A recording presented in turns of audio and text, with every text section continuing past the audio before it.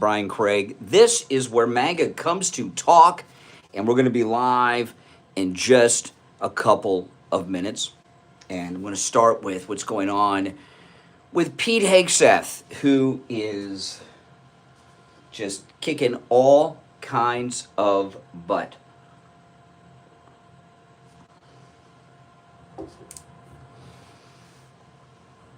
And everything's working today. We're having some technical problems with my computer yesterday. It's all worked out. Welcome, welcome, welcome.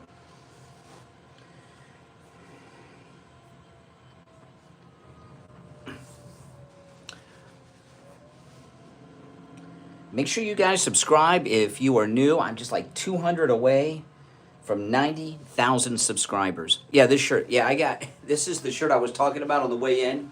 Is this shirt not bad or what? This is a total cool shirt. And this is not a cheap shirt. It is a high quality, well-made shirt. It's got a pocket. The material's very nice. And it's perfect for the Florida weather. This is the shirt I was talking about it on the way in, that I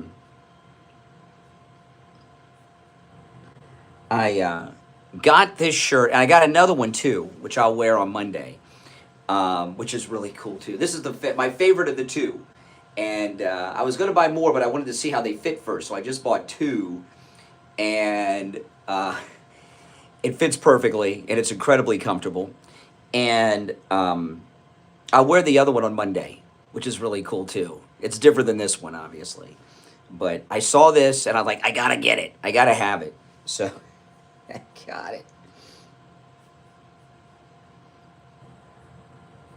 Pretty cool.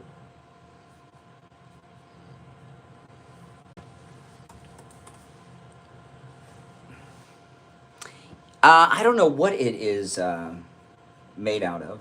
I didn't look. It came yesterday, and I just put it on.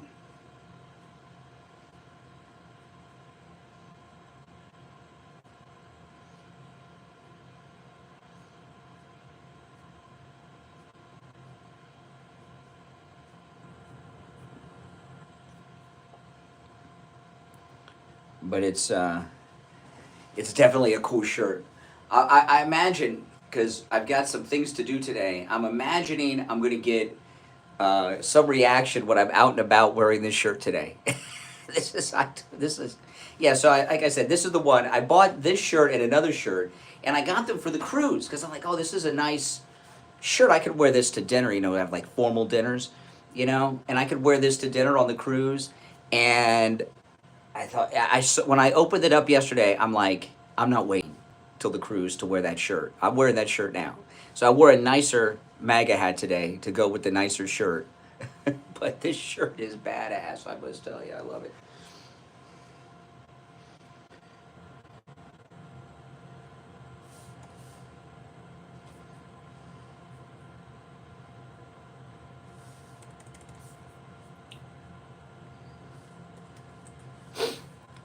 Oh yeah, it's a nice one. And this is right out of the package. I did hang it up last night in my closet, but I haven't washed it or anything, and it's so comfortable.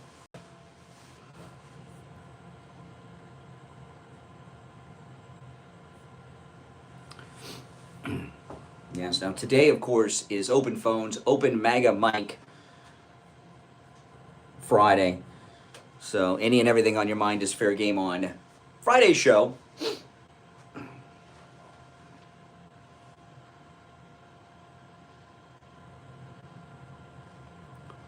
That's right. This hat was sent to me by the campaign. Actually, the Trump campaign sent me this hat. Wasn't that nice of them?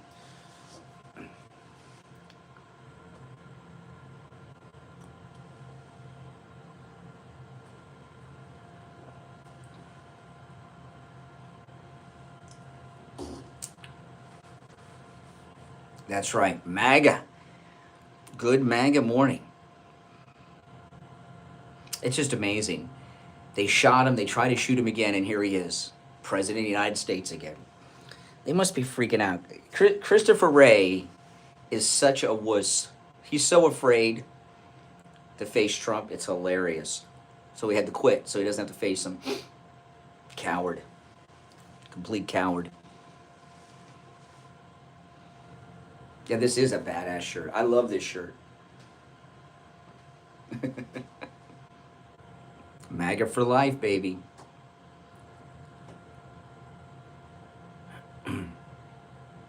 You were the first to see it, other than my wife.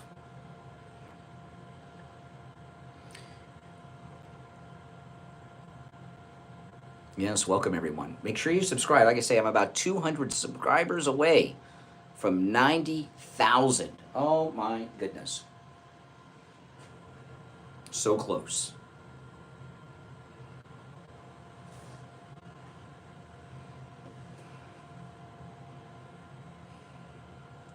We'll be live soon. Am I watching Skeleton Crew? I watched the first 10 minutes, like when it first dropped, and I haven't gone further. I was thinking there must have been another episode or two that's dropped. There's got to be 3, maybe 4 episodes. I might do like a binge. I'm not excited about Disney Star Wars. It's hard to get excited about Disney Star Wars, isn't it?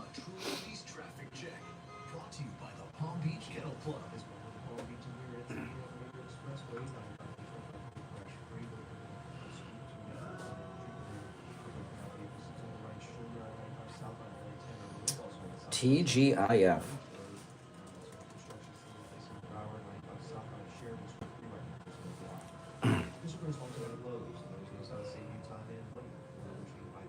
Yeah, this is a nice ad. The campaign sent this to me. Isn't that nice? Very well made, like everything else Trump makes. Very nice. I love the gold hat.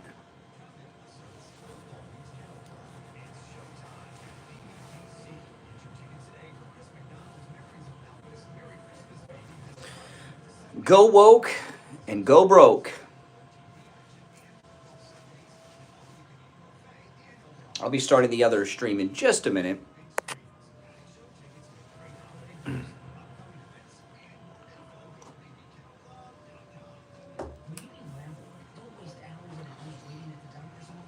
So I was talking to Mike, because I was talking to him yesterday. I was really not feeling too good. I didn't want to come into work yesterday, but the show must go on. So I talked to him and asked him if he could connect me from my home studio through the YouTube feed. And he said yes, that I could go, so.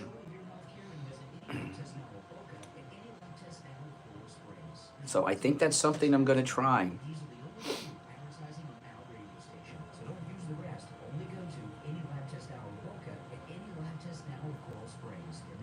I just need like a real vacation.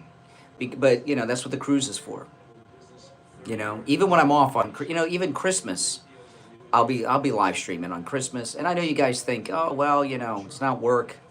You know, I get up, I do my show prep, you know, it's just I need more sleep is what it is. I need more sleep. My wife wants me to do the show from home instead of driving all the way to the radio station. She's been on me for months on doing that. I don't know. Oh, my.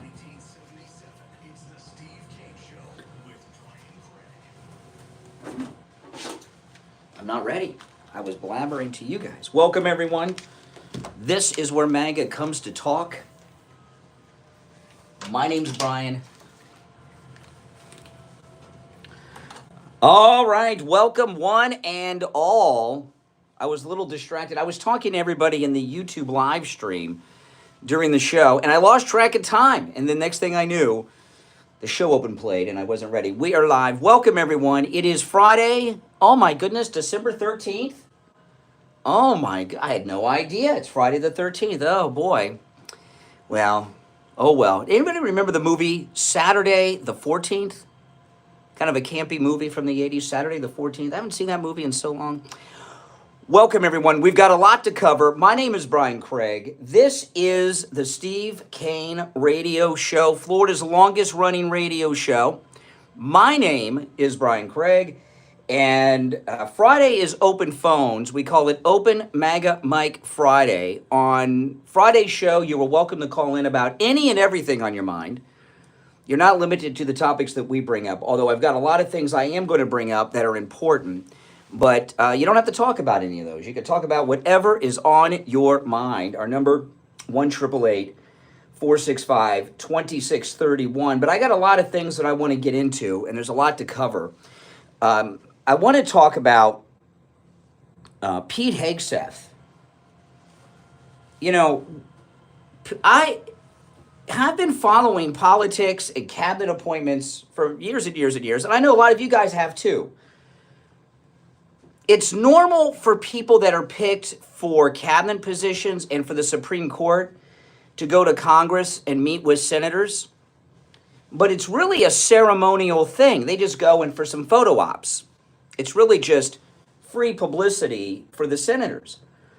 I've never seen an appointee for a cabinet position work as hard for that cabinet post as Pete Hegseth. Have you? Never seen it. You know, they've pulled out all the stops slandering him, and he stands up to them. Hey, listen, he's a combat veteran. He's stared down, he's faced death. He's not going to let some trolls in the fake news media stop him. But I've never seen an appointee fight this hard for a cabinet position. They usually cave. Not Pete Hegseth. And they were about to do, the fake news media were about to do a smear slander job on him. And Pete Hegseth, apparently he keeps everything. And luckily he kept something. Pete Hegseth had said that he said in the past that he was admitted to West Point and turned it down. And military academies are more elite than the Ivy Leagues in many ways, although he has an Ivy League education.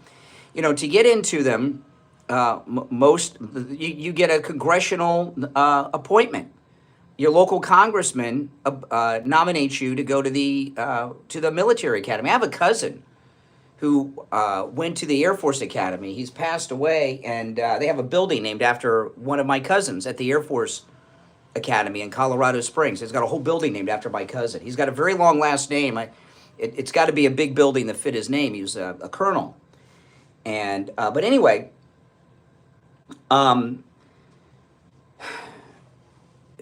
they were going to run a story that Pete Hegseth had lied about being admitted to West Point. And West Point wasn't providing the records proving this. And the fake news media were about to run a story accusing Pete Hegseth of lying about being admitted to West Point. And Pete Hegseth actually kept the letter, the acceptance letter he got. It was like in 1990 or something. He actually kept the acceptance letter and had it in a box somewhere and took a screenshot and posted it to X and stopped it. And of course the fake news, and this was going to be a whole narrative that they started on Friday, and it was going to run all next week. And they thought this was going to get Pete Hegseth out of the running to be defense secretary because they were going to run a stolen valor narrative with it. But luckily, Pete had the letter. Now, if Pete Hegseth had not had the letter, who knows how this would have gone. But he stopped him. And I'm surprised he kept that because, he's in the service. He's moved around a lot. And for him to still have something like that's pretty amazing. I'm not a pack rat. I don't keep anything. I have that rule. What's that Japanese woman that does the that does lessons? She writes books about not keeping your stuff. Do you know what I'm talking about? There's a name for her, Michelle something, and she's got this name for. I don't keep anything. If I clean out my garage almost every weekend and throw stuff away. If I haven't touched something in a year, really 6 months, but mostly a year. If I haven't touched something in a year, it's garbage. I don't keep anything. And so far as keeping papers and memorandums and letters, I keep nothing. Now, I do keep everything of my daughters. I have my wife and I, our garage, we have massive boxes of every school paper and everything my daughter ever did from kindergarten through 12th grade. We have everything. But I have nothing on my own. I keep nothing. every once in a while I'll find something, but I got nothing. And I can't, you know, like I was once in Miami, I was the radio producer of the year in the Miami market. And they had an award ceremony like they have like the Emmys, but it was for the radio awards. I can't remember what they call it. And I didn't think I'd win it. I got nominated by the radio station. And I'm like, oh, well, okay. I guess they're nominating me in lieu of giving me a raise. And I won the award. And this was up against the whole Miami radio market. And I got an award. I got a certificate. I lost it. Producer of the year in the Miami radio market, 1997 or 1996. You know, I don't have my college degree. When I first graduated college, I went and I got it framed at Michael's, and I had it on the wall. And I was doing some work. I was putting up a ceiling fan, and it fell and broke the frame. My college degree is in a filing cabinet. I have it somewhere, but it would take me probably half the day to find my college degree. You know, but Pete Hegseth had the acceptance letter and he didn't even take the spot at West Point. If Pete Hegseth had not had that acceptance letter, the stolen valor narrative would have begun today, and it may have been successful because West Point wasn't cooperating. And it's not the first time West Point betrayed America. Does anyone know the first time West Point betrayed America? See if anybody knows. I'll throw it out there. I'll tell you in a few minutes if nobody gets it. But West Point is run by the military-industrial complex and Congress and the Pentagon. And those people do not want Pete Hegseth in. So they were going to use West Point against him, get a stolen valor narrative going, and force him out. But Pete Hegseth had the acceptance letter from West Point. Somebody in our chat room got it. So I'll just tell you guys. Yeah, Benedict Arnold was the commander of West Point. He was going to surrender it to the Redcoats. That's when he betrayed General Washington in the United States. So they were about to do it again. West Point was about to betray the United States again. But we got him. And West Point had to come out and admit it. So this is what they do. So then Pete Hegseth, he's walking through the Senate halls, and let me pull this up. And they questioned him. Oh, I had it queued up. Maybe I'll have to play it after the break. Hold on, let me see if I can find this. Because I know I have it. Hold on a second. I'm going to pull this up because I want to play this before we break. And then we'll break. And if you're on hold, hang in there. It's open phone, so I want to play this before we break, just in case the open phones take us away from this. So Pete Hegseth, he's walking through the halls of Congress, and when he walks around, he looks pretty tough, doesn't he? And he's got an entourage, and the press are barking questions at him. And they ask him a great question, and he gives a great answer, which I love. This is Pete Hegseth yesterday.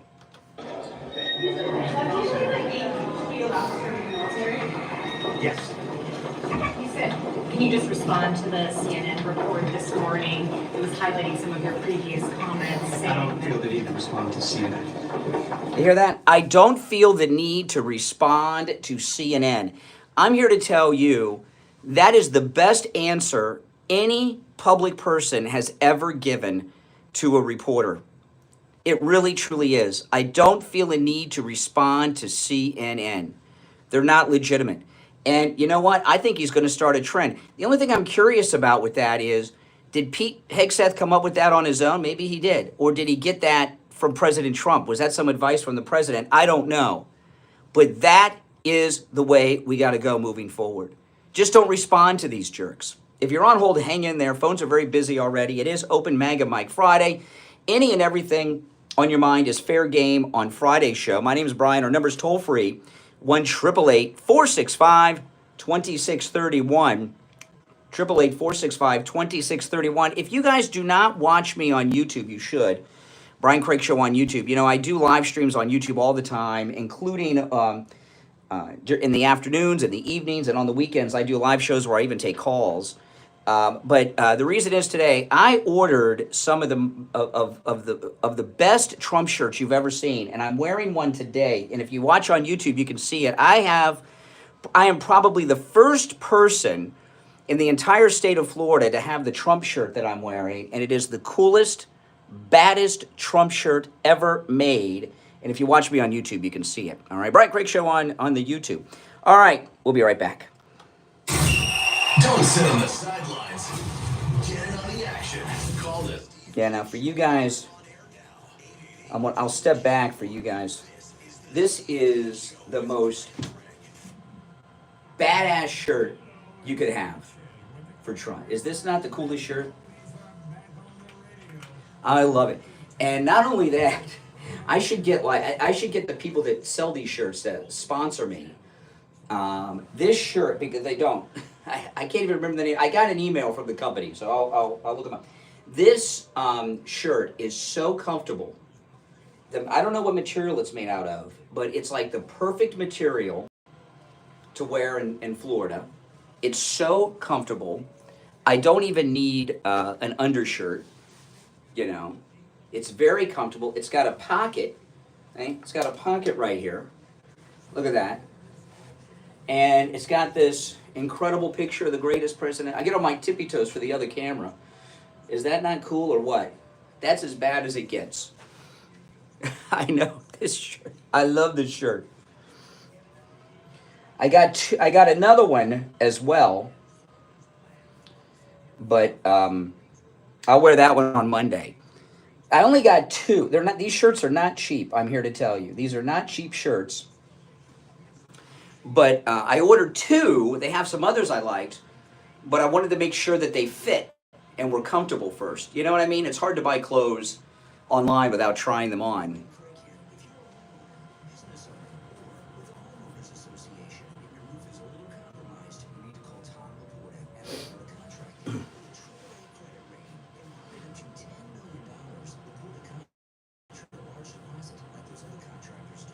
If you're on hold, hang in there.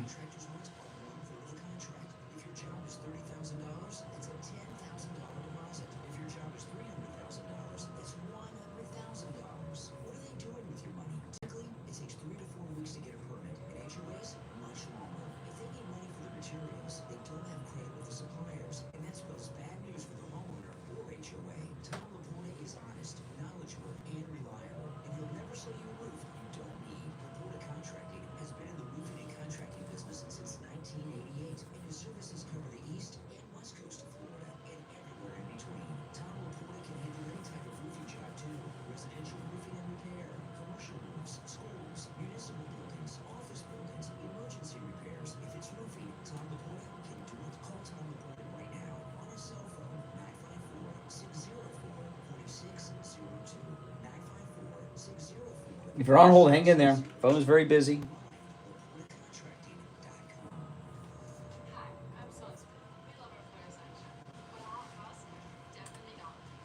There's two openings on the board.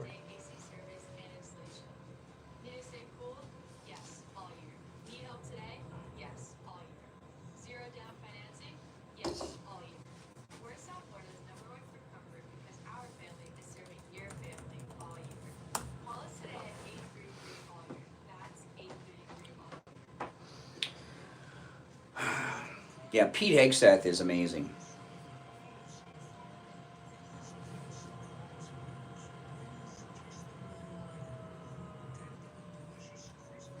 He is absolutely amazing.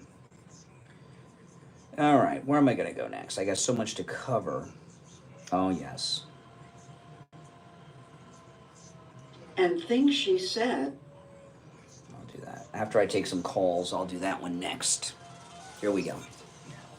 Steve Kane Show with Brian Craig. Listen in the Palm Beaches on 95.9 FM, the Treasure Coast on 106.9 FM, hear us in Boca on 95.3 FM, Fort Lauderdale on 96.9 FM, and anywhere in the world that truly's FLA. All righty, callers on hold, stand by. I'm Brian Craig. It's the Steve Kane Show. Open phones on Friday, open Manga Mike Friday. Don't forget to do your Christmas shopping at mypillow.com.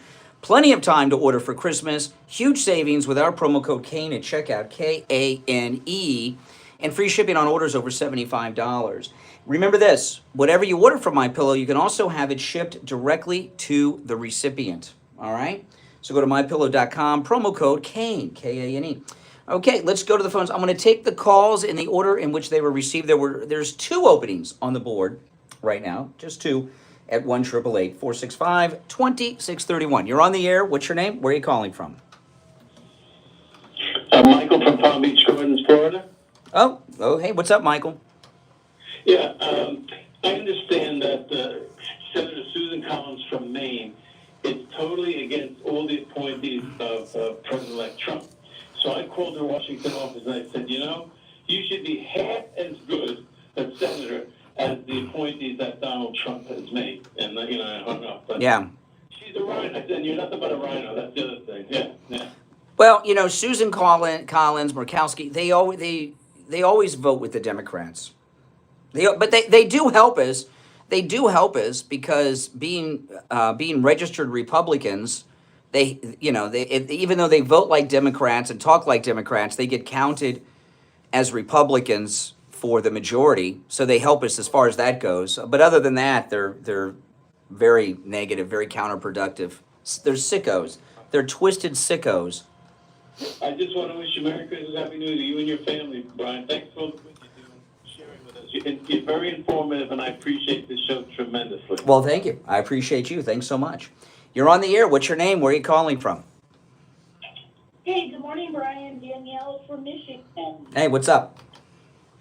Hey, good morning. I have a comment and just a quick question. In regards to these drones, I tried calling you yesterday, and I couldn't stay on the phone. I was working. But have you heard President Trump or anybody from his admin make any comments on this? That's a good question. I have not heard President Trump say much of anything about anything about the drones. Come to think of it, if he has, I've missed it. But no, I haven't. I have a little theory here. I was just curious because I don't think I've heard like JD or Vivek or I don't think I've heard anybody make any comment. Mm-hmm. Now, my comment is yesterday I was listening to something after your show. And I don't remember who it was, but they were making comments about the lights on these drones. Yeah. Not foreign. They're not foreign. And I don't know who this was, what I was... Well, I don't know what that means because, most everything's made in China like that probably. I don't know what that means. He alluded to the fact that it's something within our government and not... or else. I don't know. Yesterday they were showing these pictures of airplanes, claiming those are the drones, our government. Nobody believes that. I saw the pictures they were showing yesterday. They look like passenger planes they're showing. It's ridiculous. Well, my theory is perhaps this. Look how much attention. Look what this illegitimate regime is doing on the way out. Mm-hmm. Look at the distraction that maybe perhaps is being caused by the drone. I think you give them too much credit. I saw Kamala yesterday. She was so drunk she could hardly stand up. Okay? Biden's checked out. I think people give too much credit to the Biden regime. I really do. I don't think you should give them so much credit. Obviously, our country is under attack by somebody. Who it is, we don't know. And and maybe that's why Trump's not talking about it. I don't know, but it's not a distraction, and I don't think it's our government. Do you think doesn't Trump get some intel now? Doesn't he? He gets limited. They can limit it. Wouldn't it be? This is my thought. You're gonna think I'm crazy, but my last thought. Wouldn't it be nice to think that these are somehow put up by the good guys in tracking, like all of these people that are coming into our country illegally, but the location, I guess, doesn't really. No, it's too sophisticated, and I think that they're trying to get a false narrative that it's Amazon delivery service. I had a caller who mentioned that yesterday. Now they're talking about that in the news. No, there's something going on, and President Trump may have been briefed on it, but it's highly classified, and he can't can't talk about it. That's possible too. Yeah. Well, he was in New York. It was wonderful to see him yesterday in New York and everything. I don't know if he's, I would think that if it was of that concern of danger on that part of the country, perhaps he wouldn't be traveling. Yeah. My thought. And then see JD with them, and I'm like, well, if it was something, but yeah, something's going on, something bad. He'll get to the bottom of it. I have no doubt about that. All right. Well, I appreciate the call. Thanks so much. I'll tell you, and am I the only one who saw this? But what I saw, and I know you all, I'm not the only one that saw Trump ring the bell. I know you all saw Trump ring the bell, on Wall Street yesterday. But I don't think I've ever seen Trump so happy as he was yesterday. Him and the whole family, Melania, they looked so happy yesterday, didn't they? And, that's saying a lot, because when you've had the life that Donald Trump has had, it's probably got to be difficult to find things that make you that happy. But I've never seen him so happy doing something as I saw yesterday. I don't know, did you guys pick that up from him? And Melania looked great in what she was wearing, that kind of like fancy business suit. Since they made Trump the Time Man of the Year, I know they call it Person of the Year, but I call it Man of the Year. Time is going to sell more magazines than they've sold in decades, probably, because I know I'm going to buy at least 2 of them, maybe 4. And I'm getting one framed to put on the wall in my living room next to where I have the photograph of Trump getting up and saying, "Fight, fight, fight." I'm going to put up in my living room somewhere near that. But you think they're going to use Melania in any fashion magazines this time around? Because Time's going to be selling so many with President Trump as the Man of the Year. And I wonder if they made him Man of the Year because that commemorative edition with President Trump they just put out sold so well. I bought 2 copies of that, too. All right, we're going to take our break for the bottom of the hour. Callers on hold, stand by. We've started off pretty well, I think, with the calls today. Our number, 1-888-465-2631. It's a toll-free call. My name is Brian Craig. This is the Steve Kane Show. Back after this. Making morning radio great again. You're gonna really love it. It's the Steve Kane Show with Brian Craig. Yes.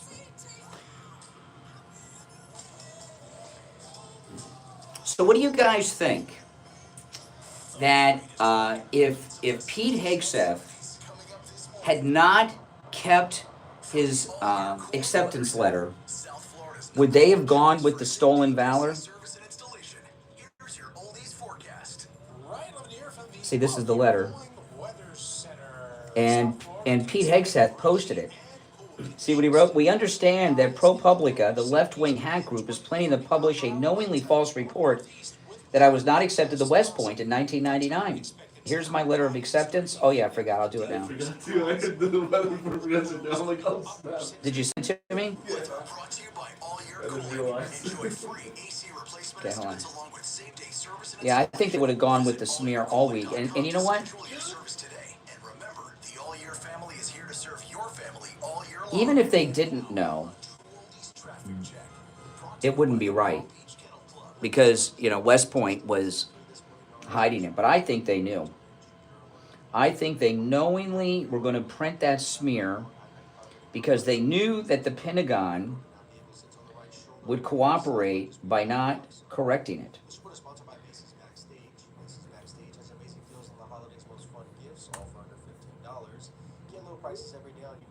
But that's the letter right there. If you're on hold, hang in there. And they most definitely would have been doing UK MAGA, welcome. D. Beaumont, 72, welcome. Make sure you guys subscribe. I am 200 subscribers away from 90,000. So if you're not subscribed, please subscribe. Give me that 90,000. Oh my goodness. That would give me something to celebrate over the weekend. But they thought that the stolen valor route was going to get Pete Hegseth out of the mix. You can't trust West Point. You can't trust, West Point's controlled by the military-industrial complex. It's controlled by Congress. It's controlled by the Pentagon. And none of those people want Pete Hegseth to be the Secretary of Defense. That's it. Right? Everybody knows this. So they were going to let it happen. I'm shocked that he had the letter. I really am. I am shocked that he had the letter. Yeah, if you'd like to call in, please do. It's toll free, no matter where you are watching.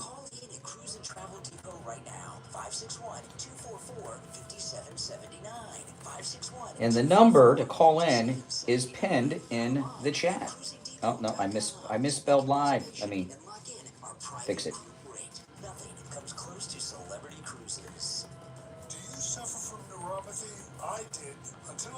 I said love, not love. There we go. There we go. Spelled it right that time. Who found the records first? Did West Point miraculously discover the record after Pete Hegseth produced the letter? That means they got busted. They got busted. That's what that means. Please, don't give them any credit. Pete produces the letter, then all of us, oh yes, we just happen to have. Nonsense, exactly. They were ready to cooperate with the slander.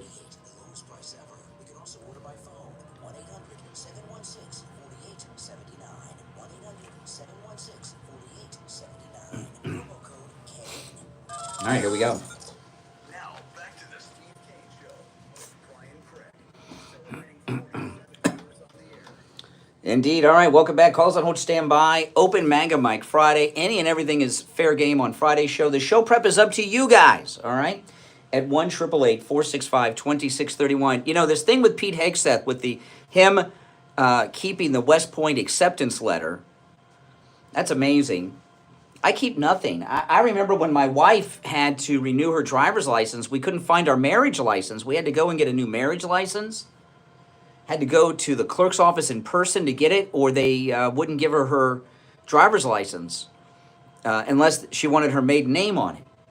You know, it was a mess. But Pete Hegseth had the letter, and then miraculously, after Pete Hegseth, now again, the fake news media are getting ready to start this stolen valor narrative with Pete Hegseth that he didn't get accepted to West Point.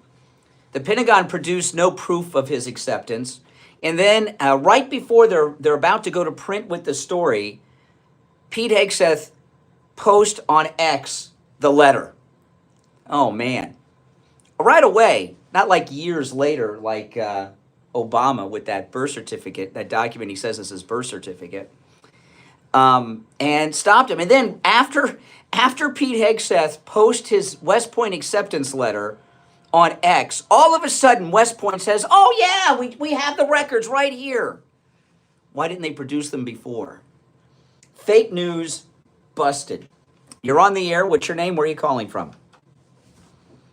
Morning, Brian. It's Jeff from Maine. Hey, Jeff, what's up? Hey, everything you do in the military is documented, and you get copies of it. All I had to do was go down to my VA center, VA clinic, or the hospital, give them my ID, and I got my copy of my DD-214 or anything else I needed. Yeah, well, this they couldn't find until Pete produced it. So they were trying to stop him. They figured that story was going to drop today. So and during this, again, I tell you guys a lot, this is historically a slow news period. So they knew that if they got this false narrative going, it would be the entire news cycle next week. And they would have brought on Medal of Honor winners that are West Point graduates that are missing limbs, like the guys in the Wounded Warrior commercials. And they would show their outrage of stolen valor towards Pete Hegseth. And this was going to do it. And then, boom, Pete has the letter. And stopped it. I mean, that's amazing. I think even if he has the letter, they are so bent on stopping Trump's agenda. They're going to try and do anything. And it's just ridiculous because every time Trump comes out on top, he's beat them every single time. And January 20th can't get here quick enough. Always bet on Trump. Always bet on Trump. He always wins. Yep. He always wins, and he was right about everything. And I believe in this first term, in the first year, so many people are going to wake up even more. And I mean across the board, Democrats, Libertarians, every one of them are going to wake up. They're going to see that his first term was not no fluke having the greatest economy ever, because I think he's going to outdo the first one. That's right. Oh yeah, you can see it already. I mean, and look at this crap that Biden pulled yesterday. He's auctioning off all the leftover wall material, so it's not sitting down there to finish the wall. That's okay. They can buy new. Don't worry. You know what I told? They posted that on Getter, and I posted on that. You know what? The conservative companies ought to be going over there buying that back, because Trump will buy it right back and put it up. But you can't force they can't force the federal government to sell it to them. They can sell it to whoever they want, right? So Biden's going to sell it to whoever they want to sell it to. They'll probably sell it to somebody who's going to drop it at the bottom of the ocean or melt it down. Yeah, well, they're going to sell it for scrap at the least.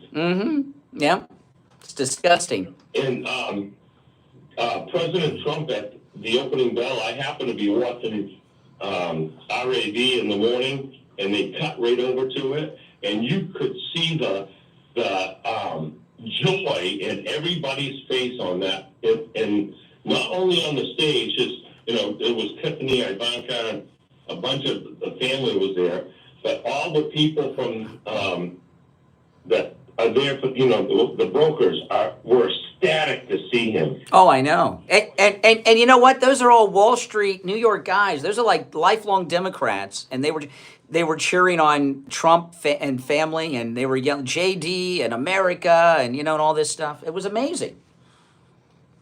That one man, he was kind of an older guy, was in his face, and they played a little bit of what he said. He was so overjoyed. Did you see that one guy?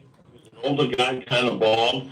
He was like, they know what's coming. And I noticed with President Trump and his family, including Melania, I've never seen them so happy. I really haven't. And it wasn't just happiness. They were relaxed. It was, and it was also, and I'm sure others are pointing this out. This is New York City, where they were trying to imprison him, and he's returned as the hero.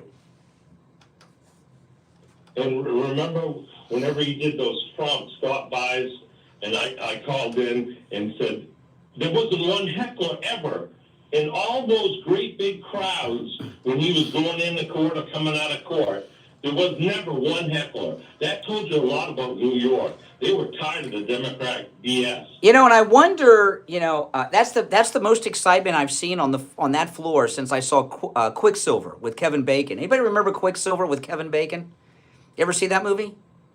Kevin Bacon. He plays a stock market guy who's worth millions. He loses all of his money on a deal, and he becomes a bicycle messenger in New York. It's called Quicksilver. Well, anyway, I wonder. I like Kevin Bacon, even though he's a liberal jerk and a stoner, but his movies are good. But you know what I wonder? All those people that were there, how many of them are actually there regularly? In this modern era, is the floor mostly just symbolic? Don't they kind of do everything like on their iPhones now? How many of them went there just for that great moment with the president yesterday? Every single one of them. Yeah, I think they really just keep that floor there for a backdrop for all the financial news channels to be, yeah. How soon they let it out that Trump was going to be there to do that? Did they wait kind of last minute? I don't know, but it was great. I loved it. The other thing that this may be a little, but I didn't realize how tall Tiffany was. She's like as tall as the president. For some reason, and I'm sure she was wearing heels, but I thought she was short. She's very tall. I was surprised. All right, Jeff, good to talk to you. Thanks so much. Great. Yeah, that was great yesterday. And I thought it was so cool how Melania was dressed. She was like wearing a very fashion-forward business kind of suit thing. I like that a lot. All right, let's go. Who's next in line? It is open phones on Friday, open Mega Mike Friday. All right, let's go. I'm taking these in the order in which they were received. You're on the air. What's your name? Where are you calling from? You're on the air. I hear you breathing. Once, twice. All right, you lost your chance. You're on the air. What's your name? Where are you calling from? Yeah, Brian, this is Adam from New York. Hey, Adam, what's up? Hey, I'm changing this topic about those drones in New Jersey. Mm-hmm. I didn't watch your yesterday's program, but I believe you brought it up. Did anybody? There's the Chinese. They're building these flying vehicles. They're called X-King, XNG, flying cars. And from the videos that they show, it looks like that's what they are. And I don't know, maybe you can check it out. They have flying cars in China? Yeah. No. Google search it. Yeah. Okay. So you think it's China? All right. Appreciate the call. All right. Take care. All right. Good. Flying cars from China. Blade Runner. A lot of movie references today. Yeah, like in Blade Runner. You're on the air. What's your name? Where are you calling from? Yeah, hi Brian. It's Roz. How you doing? All right, Roz. What's up? I just want to talk about. I thought it was very special yesterday when President Trump became, on the Time magazine. And I had seen prior, they had a few people, and they're like, who's it going to be? And I already felt that it was going to be President Trump. And when they all got on stage there, I started crying. And I've noticed myself that it seems like Melania has fallen more in love with him. Because when they had that dinner, at the end of the dinner, she walked up, like tiptoed behind him and kind of like patted him, and she's been smiling from ear to ear. Yeah. And I think they're all happy. And well, I think what it is, I guess ringing the bell at the stock exchange is a super big deal for Trump. I was surprised. But maybe, I don't know, this is all speculation, but they've been trying to kill him. And maybe Melania feels a lot of relief now that her husband's back in charge and they're safe again. There could be some of that. yeah, she is one beautiful lady. And I have to say that I love the way she dresses. I mean, how would you feel? How would you feel if there was if there were Iranian assassin squads and our own deep state were trying to kill your husband? Would you be nervous? Would you be scared? Well, that's what Melania's been living through. And the people that are trying to kill him break into your house, and do a home invasion and all that stuff. No, I would be scared, and I would be praying like I always pray for the whole family anyway. But yeah, as a wife, my divorce is going to be final in the next couple of weeks. Oh. But, yeah, I was telling you about that. He cheated on me, so Yeah. I told him to go fly a kite after that. Or you can go fly a drone. Are you excited about being divorced, or is it depressing? Is it sad? No, I'm okay with it now. I cried for about 3.5. Do you have that's a long divorce. Do you have another guy? Do you have a new man? Oh, no, I was going to ask you that. Jeff seems really nice. Is he married? I don't know, but I'm not going to get into that. I've never met Jeff. Yeah, what you want to ask is, what does he look like, right? No, I think his personality. Oh, personality. Oh my goodness. I've never met Jeff from Maine. No. I'm not looking. I've grown up now. It's not about looks. It's about how somebody treats you. Okay. No, I don't know. I can't vouch for him. I don't know what he looks like, and I've never met him, but he seems like an all right guy. All right. Hey, listen, I gotta run, but I appreciate the call. I've mentioned many times we used to have on this radio station I used to work at. There was a weekend show Saturday nights at 8 called. This was before the internet. Okay, when people still went to those video things for dating. There were no websites because they hadn't been invented yet. Anybody remember Dateless and Desperate with Pat Stevens?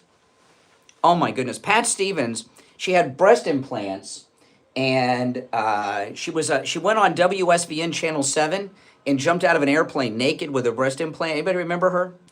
And the Dateless and Desperate, and listeners would call in who were dateless and desperate on Saturday night.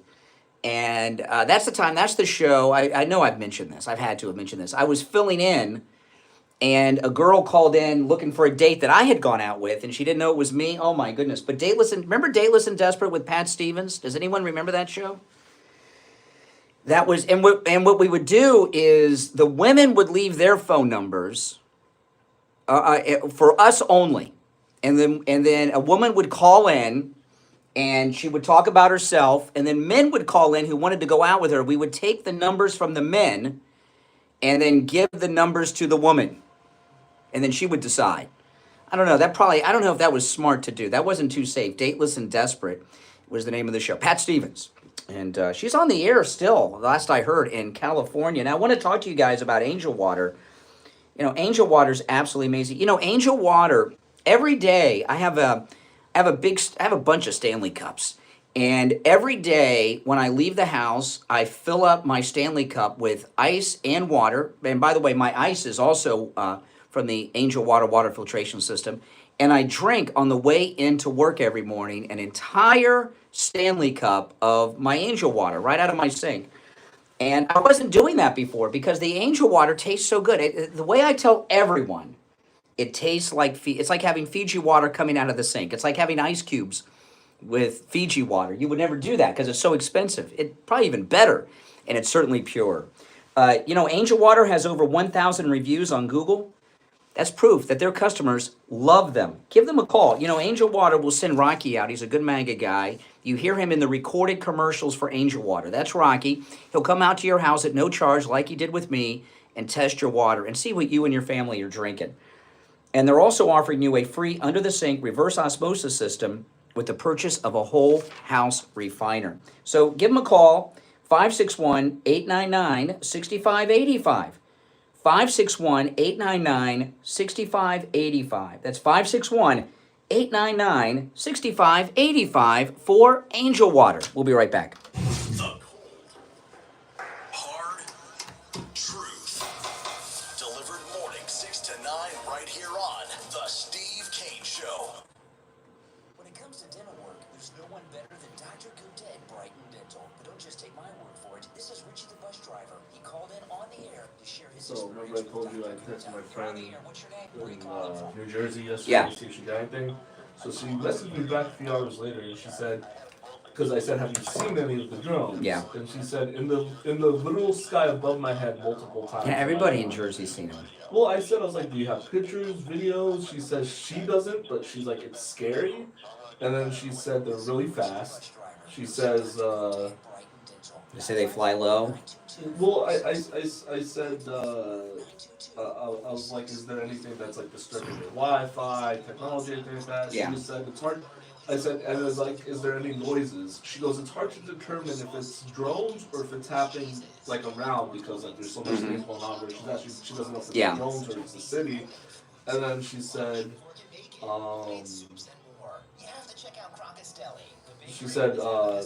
the fact that she's seen drones flying over Morristown, New Jersey is disturbing.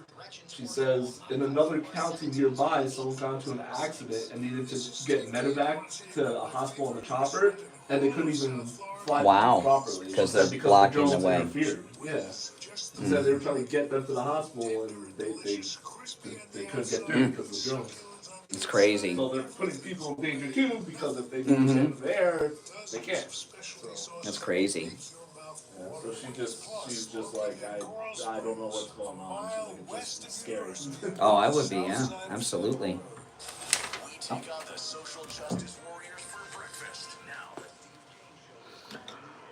All right, we're back on this Open MAGA Mike Friday, which has started off pretty well. Maybe we'll bring back Dateless and Desperate, right? Since Roz is looking for a date. I want to share this, which is not something I would normally share or talk about, but I want to. Have you heard about this OnlyFans girl that had sex with 100 men? I think it was 101 men in a day. Lily Phillips.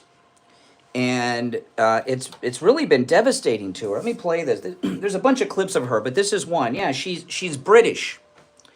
So she's got a proper British accent, and she's a real sad person. But the British accent makes her seem a little less trashy, you know. If she was with, you know, had an American girl, but it's what she did is awful. And this is the beginning of something really bad. So she's an OnlyFans girl. She had sex with 101 men in a day, in a 24-hour period. That's insane. And there's a lot of clips of her around. This is one that's not playing as much, so I'm playing this one. This is her talking about it after. I think so. You hear that? Hear that? She's crying. Okay, if you get, she's crying. I think sometimes like feeling so like robotic, like by I think like the 30th, you know, like when we're getting on a bit, I've got like a routine of like how we're gonna do this, and like it just sometimes you like disassociate and be like, you know, like it's not like normal. So in my head right now, I can think of like 5, 6 guys, 10 guys that I remember, and that's it. But it's just, I don't know, it's just weird, isn't it? Like. If I didn't have the videos, I wouldn't have known I've done 100, you know. But yeah, I think that was kind of the hard part, is like conversing with them, and like when they'd kind of be like, oh, like we've only had 2 minutes or 3 minutes, and you said 5 on the message. Did someone say that to you? Yeah, and obviously it just makes me feel so bad. Do you think we should feel bad about that? I guess when you promise something to people who support you, it's kind of hard to let them down. But it's up to you, right? Like when you know. Yeah. Have you even processed, do you think, what's happened? Not yet. God, I won't forget this day, Jesus. When I decided to start making this Okay, so there's a guy doing a little documentary on her. As upset as she is, she now says she's going to do a follow-up, and that is having sex with 1,000 men in a day. Which, I mean, I don't even know how that's possible. That's like, I don't know. How long would that be for each guy? You know, pornography has always been out there since there's been the ability to photograph. And there's been an escalation with the internet. You know, I was talking earlier about before the internet. I was talking about this yesterday, how we used to do this show before the internet existed. When the internet was new, the first sex controversy I remember on the internet, there was a couple, they didn't, you know, this was during the dial-up era. They were going to lose their virginity on air and show it happening on online. And it was a big deal. I'm sure probably 1 million people have done that by now. But it was going to be an online pay-per-view special, and they were going to lose their virginity. Both of them were virgins, and I don't remember how that progressed. It was a big controversy at the time we talked about it. When President Trump was in his first term, he did something miraculous that he should be praised by women worldwide for. He should have been given the Nobel Peace Prize. You know, President Trump has, for this one thing that he did, and he's done a lot of great things. And probably I would say arguably his greatest accomplishment is the overturning of Roe v. Wade so far, because how many babies have been born because President Trump overturned Roe v. Wade, and over the course of time, how many will be born because they're going to have children, and you know, millions of people will live that never would have because of that. However, right after that, that's a hard thing to top. President Trump shut down Backpage when he was first president in his first term. The Justice Department shut down Backpage. Backpage was a global, it was run by some jokers here in the United States. Backpage was the global classified ads for prostitution worldwide. And Backpage was being used by sex traffickers and sex slavers. And President Trump, Justice Department, they shut down Backpage, and it resulted in a lot of online prostitution advertising websites to be shut down. And also, it stopped a lot of the prostitution around the country, around the world, because they lost the ability to advertise it. Other similar websites shut down on their own because the owners of the sites were afraid they were going to get raided. I understand there's been online pornography since there's been an internet, and when and it's always been the biggest seller on the internet. But OnlyFans needs to be shut down. Everyone talks about TikTok. OnlyFans needs to be shut down. This is, I'll tell you, if you notice, there's a lot of these high-profile murders and things come out of these OnlyFans girls. But there was one OnlyFans girl who, a few months ago, maybe a year ago, she was married and she was talking about how her husband was making her do all this stuff all day long because the money is huge. And if you don't know what OnlyFans is, it's like YouTube, but for sex. Now, that's me getting an email. That's not you guys. I just have my laptop plugged into the board and didn't have it muted. And I believe, like Backpage, OnlyFans should be shut down. It's too much. And a lot of these girls now I understand a lot of people will say, well, what do you expect them to do? I mean, work at Old Navy or make millions of dollars doing this? Well, I'd rather them work at Old Navy. But you see this girl is so damaged, and next she's going to do 1,000 in a day. Men have sex with? That's crazy. We're getting to a point where on OnlyFans, there's a lot of sex slavery going on OnlyFans. When we had when Steve and I had our cable access TV show, the internet was still kind of new. This was right after dial-up, the next phase of the internet, and we went to a place where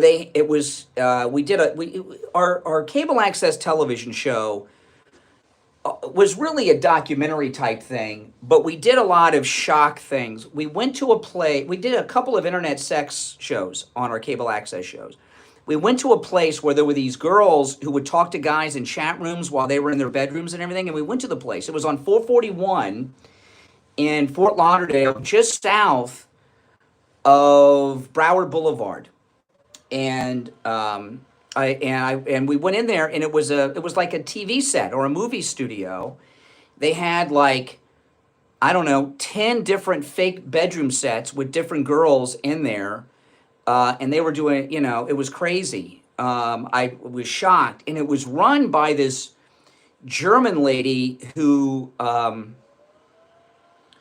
she was like it was organized. What I realized right away, it was organized crime is what it was. It was organized crime. That's it. We did another one of our cable access shows where we went to one of the biggest strip clubs in Fort Lauderdale. And it was crazy. And one of the strippers, one of the girls, came up to me and was telling me that it was run by the Russian mob and that they were not free people. It was scary. OnlyFans. These are not just girls that are making their way and making a lot of money. A lot of them are held in slavery. They're held in bondage. And I believe President Trump should shut it down. I'm not trying to be some prude and rally against pornography. I'm not an advocate for it, but I'm not saying there shouldn't be pornography, but it's America. That's not going to end. That's crazy. OnlyFans is different. There's a lot of sex trafficking going on OnlyFans. It is so much money. This girl here is making millions of dollars. And not only that, there's about to be an escalation of stunts now, and it's gotta be shut down. So I don't know what you guys think about that. I know it's not a normal thing we would talk about, but this is really sad, and she's so damaged. And there's other clips of her. I'm not gonna play any more. She's so damaged and so upset. Do you really think it was her idea to up the game to 1,000 men in a day? Not from 101 when she's so upset? I don't think so. This is bad news, this OnlyFans thing. All right, we'll take our break for the top. It's the Steve Kane Show, Florida's longest running radio show. Callers on hold, stand by. It is open phones on Friday. Open MAGA Mike Friday. Any and everything on your mind is fair game. You are not limited to the topics that we bring up. 1-888-465-2631. 888-465-2631. We'll be right back. WS.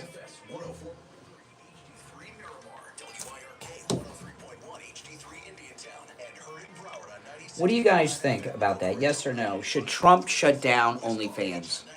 Should OnlyFans be shut down? Yes or no? What do you guys think? Steve Kane Show. From the all-year cooling weather center, South Florida's #1 choice for same-day AC service and installation. Here's your oldies forecast. It's bad.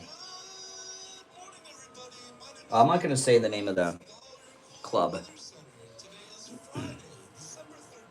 Yeah. There's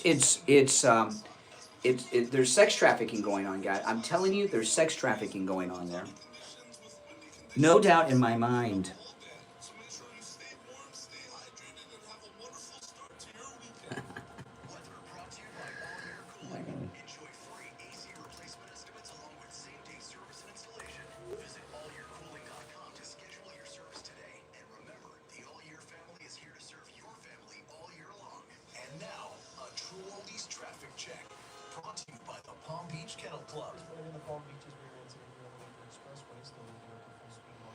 No, it's bad. It is really bad.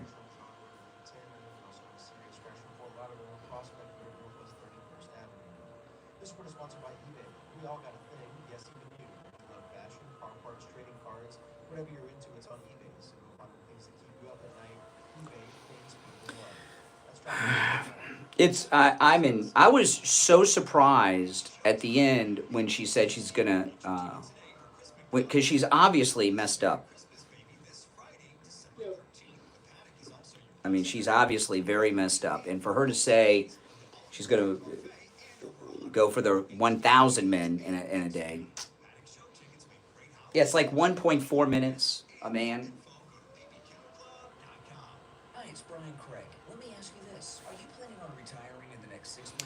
I would not say that. There are no victims, only volunteer. No, I would not agree with that.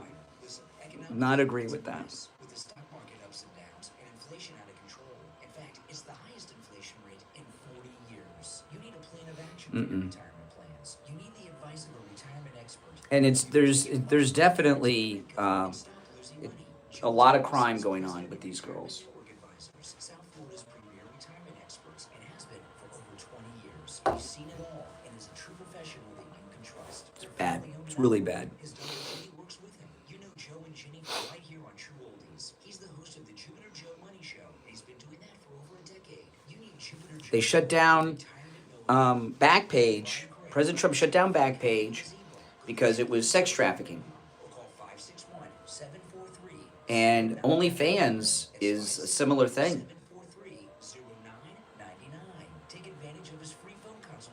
Very similar, and it's right there. A lot of these girls are being sex trafficked.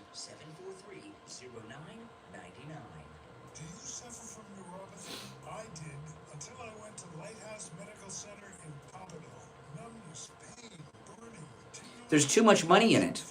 Muscle weakness, loss of balance, muscle twitching, and all but disappeared. Say goodbye to your neuropathy symptoms. You know, too much money in it.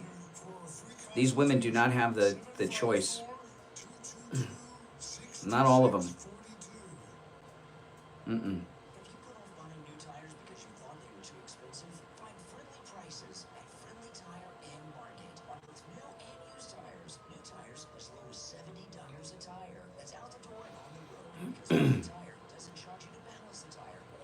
No. You don't know what goes on off camera. Well, I guess when it first started, they thought it was going to be for like porn stars and things like that. And now it's turned into something else.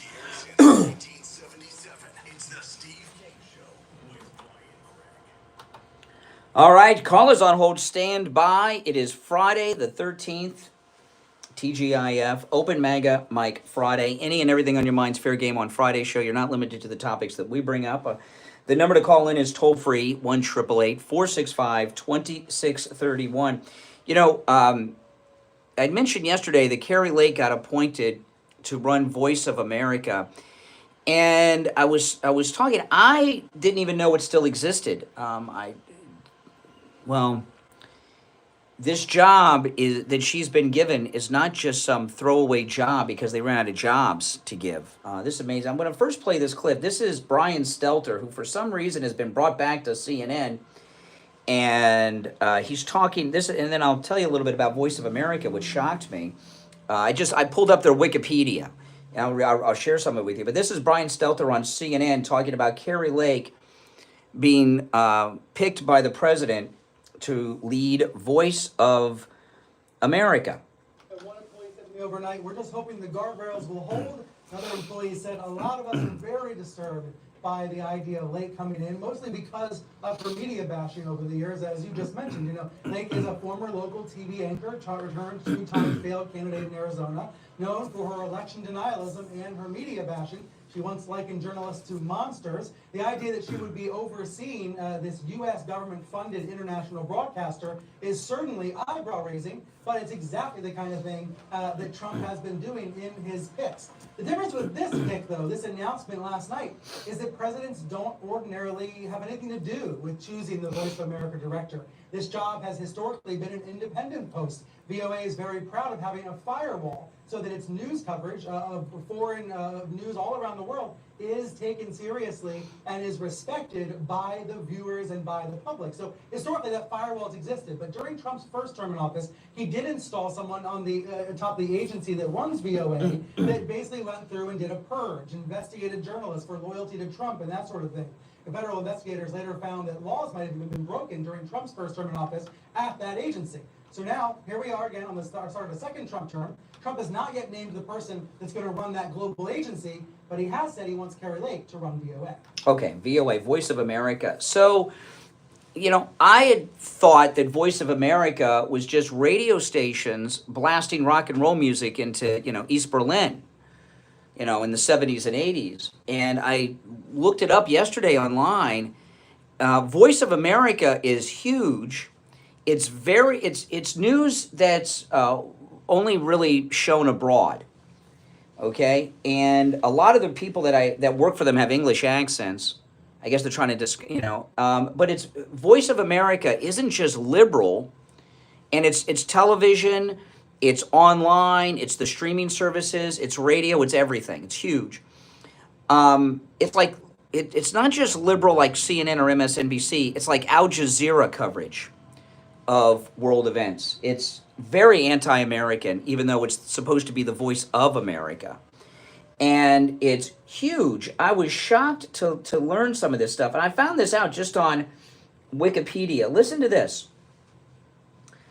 Voice of America, as of 2022, this is amazing. As of 2022, Voice of America had a weekly worldwide audience of approximately 326 million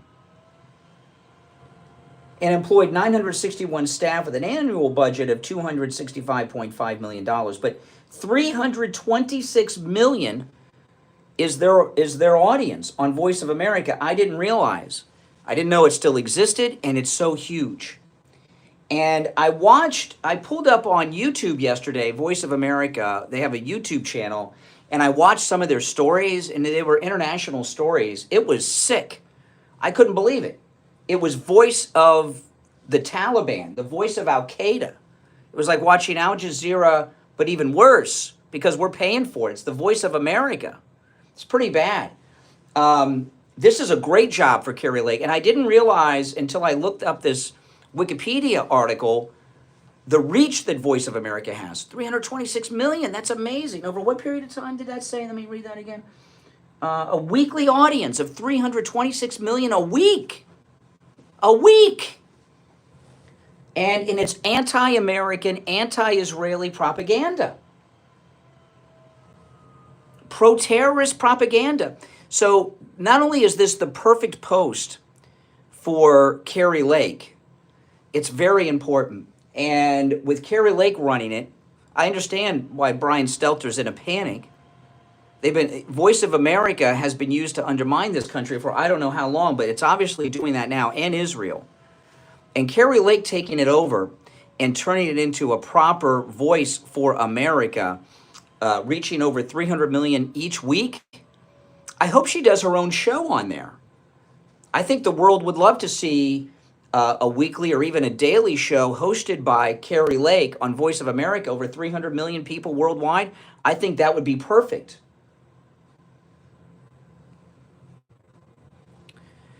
So, no, don't let them tell you that this is some kind of throwaway post that she got. Now, I want to tell you guys about Dr. Appleton and his laser away pain treatment. You know, he's rid me of pain 6 times, guys. I've been telling you.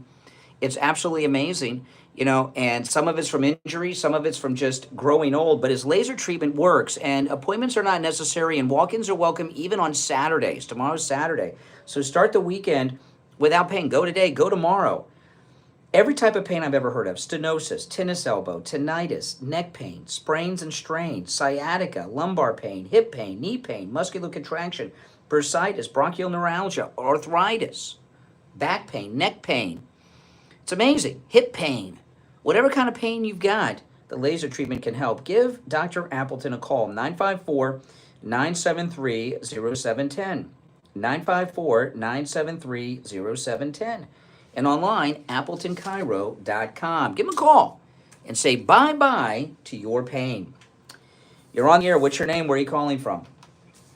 Good morning, Conservative Doug. Oh, hey, Doug. You know, first thing I'd like to say is, Nirvana's frontman, Kurt Cobain, in 1993, said he thinks that the people are tired of having politicians run things, and a businessman will probably be elected someday. And don't think it's crazy if Donald Trump becomes... Is that in one of Nirvana's songs or an interview that Kurt Cobain did?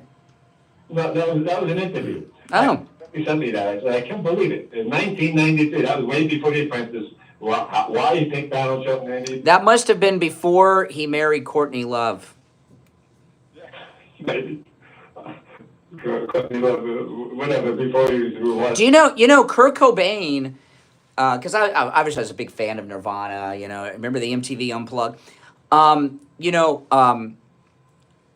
When he got hooked up with Courtney Love, and they were so stoned out of their minds, he redid his partnership agreement with Nirvana, where he got the majority of the royalties from the songs, but he made it proactive to when the band first started. So the band had to repay Kurt Cobain all the royalties from their very first song.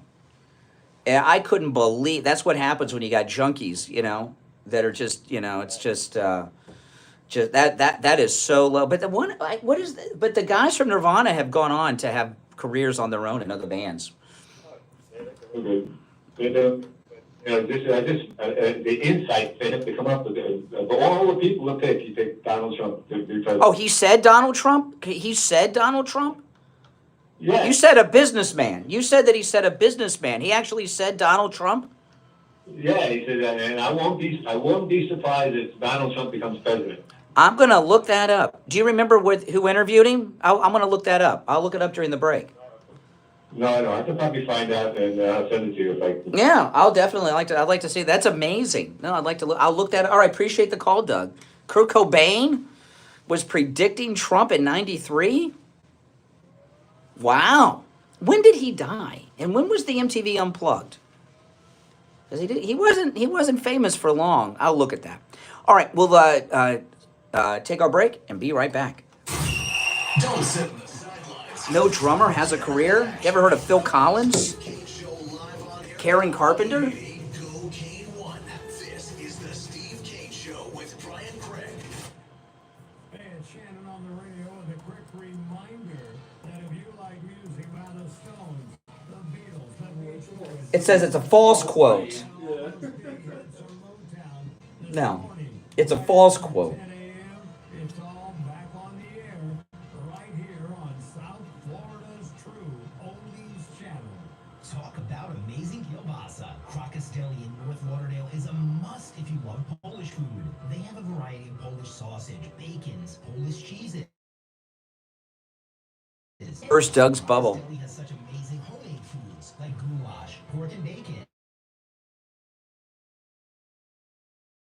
look at this. Bakery is out of this world. Polish food. CrocusDeliFL.com for directions or call 954-722-8006. This year, your holiday gathering, the celebration, now open on Singer Island, a next-generation luxury resort, merging Eastern principles with Western luxury. Take advantage of holiday specials for events, dining, overnight stays, and spa. Imagine your holiday party with private ocean. No, that's a false quote. Perfect beaches and impressive facilities of Amrit Ocean Resort. Whether you're entertaining 10 people. No, that's not President Clinton. That is President Trump. Private dining room for your gathering. We don't have any live calls for you to call folks. Okay. Your holiday to remember is waiting at Amrit Ocean Resort. Book today at amritocean.com. That's AMRIT ocean.com. We'll be back shortly, guys. I am pleased to say our relationship with the Steve Kane Show and the show's listeners keeps getting stronger and stronger. The Steve Kane Show listeners are truly the best customers we have ever had. They are courteous, intelligent, honest, and quite a joy to work with. We have completed thousands of projects for the listeners, from repairs, single-family homes, large HOA complexes, and churches with great success, and every one of those customers are like family. We have A service agent who spotted Ryan Ruth in the bushes outside Trump's golf course. and concrete tile, standing metal ceiling, slate tile, and flat roof system. So come on and let our family take care of your family. Call me on myself at 954-604-4602 or find us on the web at reportercontracting.com. The number again is 954-604. Brian Craig here. When it comes time to get my blood work done, I don't have time to spend hours in the doctor's office or waiting hours in big labs. That's why I give you any lab test now of Boca and any lab test now of Coral Springs for all of my lab work. Their techs are highly skilled and professional, and their prices are guaranteed to be the lowest. We'll be back shortly, guys, right after this commercial. If you're new, make sure you subscribe, everyone. I'm in and out in 15 minutes or less. I get the results the next day in my email box, and they also send it to my doctor. There's lots of any lab test nows around, but these are the only two advertised on our radio station. So don't use the rest. Only go to any lab test now with Boca and any lab test now with Coral Springs. Any lab test now with Boca is in the Sandalwood Plaza. That's where the Western Beef is, between Palmetto Park Road and Hillsborough Boulevard on the east side of State Road 7, 441. Any lab test now with Coral Springs is on the southeast corner of University and Ramblewood by the Coral Square Mall. Call any lab test now with Boca at 561-237-5009. Any lab test now at Coral Springs number is 954-906-5983. And don't forget to mention that you heard about them on the radio. Now back to the Steve Kane Show with Brian Craig. Listen in the Palm Beaches on 95.9 FM, the Treasure Coast on 106.9 FM, hear us in Boca on 95.3 FM, Fort Lauderdale on 96.9 FM, and anywhere in the world at TrueOldiesFLA.com. Alrighty, we are back. I'm Brian. It's the Steve Kane Show, Florida's longest running radio show. I'm sorry to burst the bubble of Doug, but no, Kurt Cobain did not say that. It is a false claim. There's what has been circulated. I looked at it during the break. It's a meme. There's no interview with him saying it. It's a photograph with the quote, the false quote, written on the photo. So unfortunately, Kurt Cobain did not endorse Trump. Okay, but there are some things that are true, and that's what we're talking about today. What Biden did with giving clemency to some of these hardcore criminals, he's broken the record for pardons and clemencies. I'm going to play this. This is the great Marjorie Taylor Greene, and she's being interviewed by that witch on 60 Minutes, Leslie Stahl. And I know a lot of you aren't from Florida. We have a very special dialect in Florida. You know, different parts of the country, people have different types of accents and dialects, and they pronounce words differently. Like in Beverly Hills, it's Rodeo Drive, not Rodeo Drive. In Florida, we have one word, which which is actually spelled with a B, not a W. People just don't know. We keep the B silent and turn it to a W with the Florida dialect. So this witch, Leslie Stahl, she's talking to Marjorie Taylor Greene, and she's trying to discount her. Listen. And things she says that are over the top, like the Democrats are a party of pedophiles. I would definitely say so. They support grooming children. They are not pedophiles. Why would you say that? Democrats support, even Joe Biden, the president himself, supports children being sexualized and having transgender surgeries. Sexualizing children is what pedophiles do to children. Wow. Leslie Stahl. Wow. Wow. Wow. Well, with all of these pardons and clemencies going out, Biden, one of the ones he signed this week was for a Chinese spy who was found with 47,000 child porn images on his computer. So not only did he give the pardon to a Chinese spy, but one whose computer is filled with child pornography. So, Leslie Stahl, I am sorry. You are incorrect, and Marjorie Taylor Greene is correct. All right? Sorry, Leslie Stahl. I expect the retraction Sunday night. You know, if she did a retraction, would we even know it? Who watches 60 Minutes? That used to be like an important show that everyone watched, but no one watches that anymore. Now, there was a story that came out yesterday that the left are not happy about, but it's a pretty big one. And it's the story that the Inspector General's office came out yesterday and said there were 26. Listen to this. This broke yesterday. The FBI had 26 confidential human sources at the Capitol on January 6th. 26, including 4 who entered the Capitol building and 13 who entered the restricted area around the Capitol, according to a release from the Inspector General's, from the Department of Justice. Okay. You know, this story broke yesterday, not long after Wray, this is right after Chris Wray resigns as the director of the FBI. And he's been asked this question so many times. You think that's just a coincidence?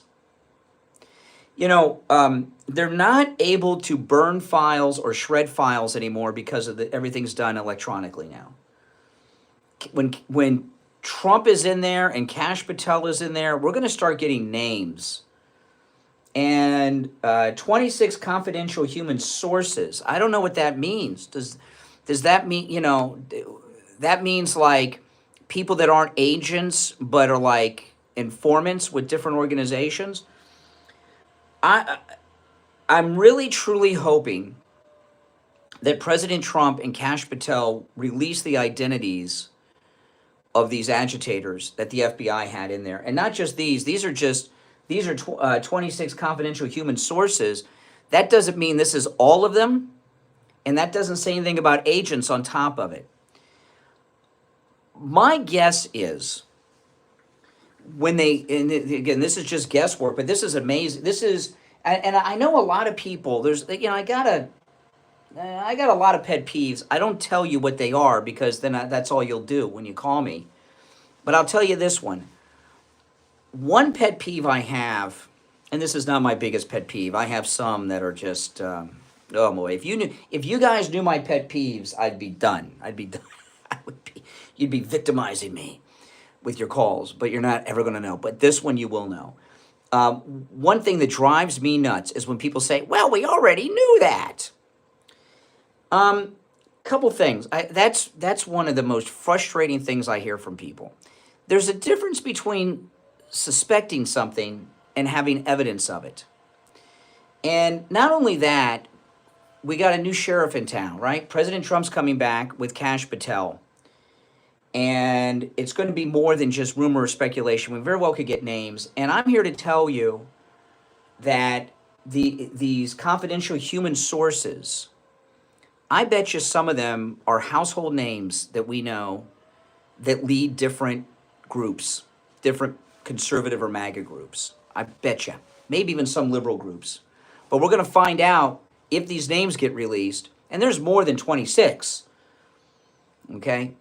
They're going to be people that we know that lead different groups. I'm telling you. And if they're not the leader, they'll be one of the top leaders and will with very well-known groups. I think also we're going to find that the people directing with their MAGA gear on, directing people to the Capitol, that's some of these people too. In fact, I wouldn't be surprised if all of them were this.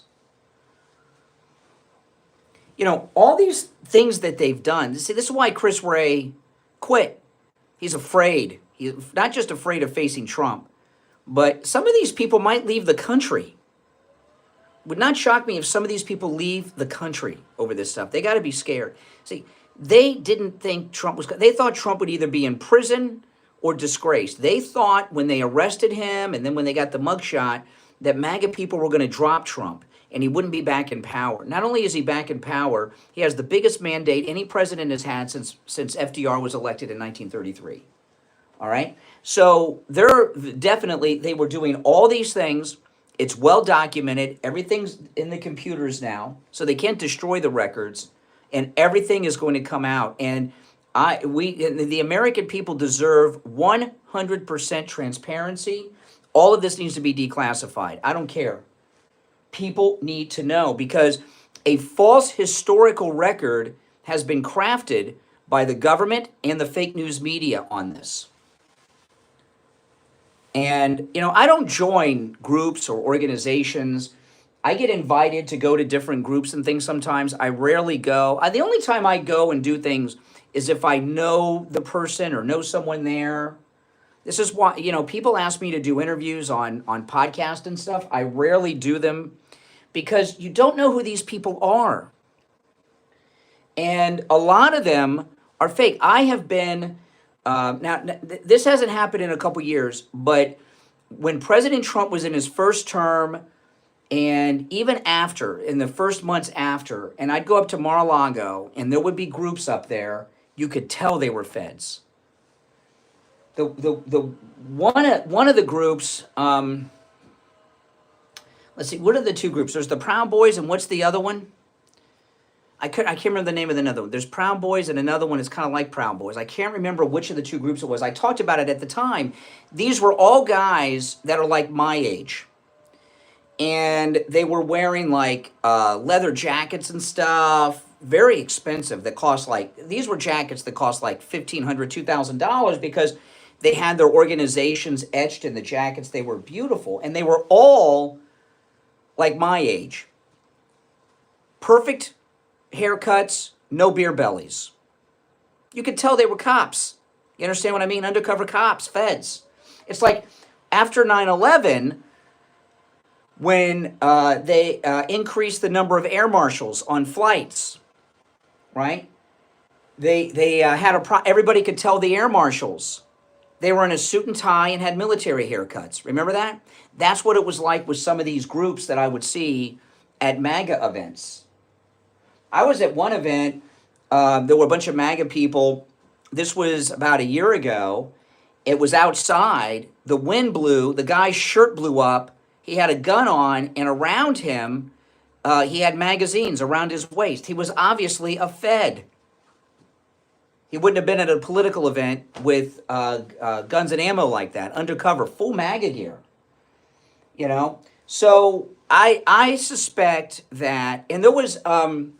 this one I talked about on the air. There was a guy, well,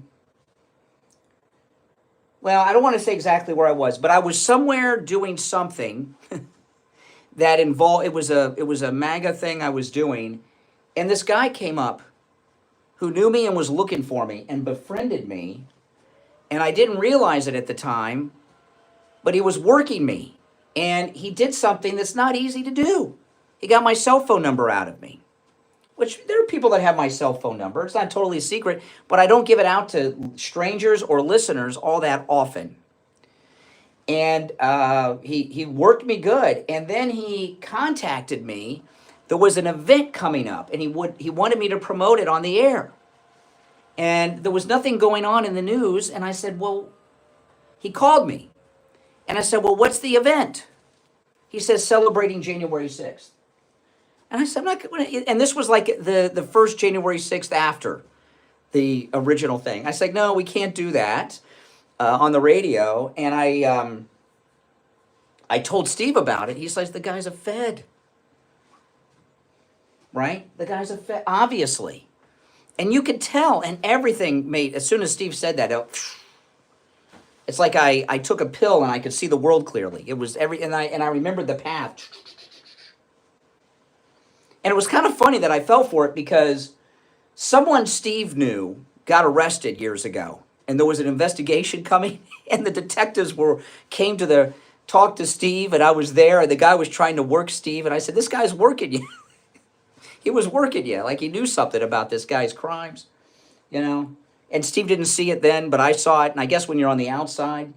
So anyway, what I'm telling you is if they release the name of these 26 confidential informants that were discussed yesterday, we're going to find that many of them are leaders of these organizations. Some of them are probably household names in MAGA world, and some of them probably are the ones that were directing people to the Capitol.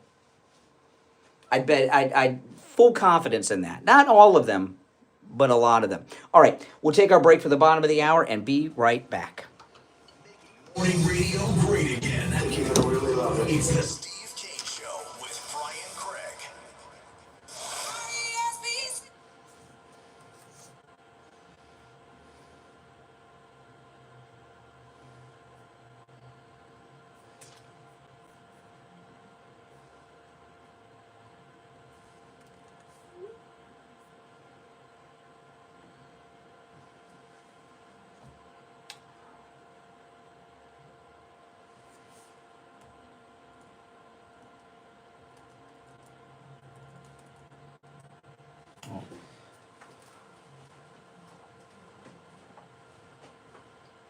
What time does Barry call today? This break? Okay.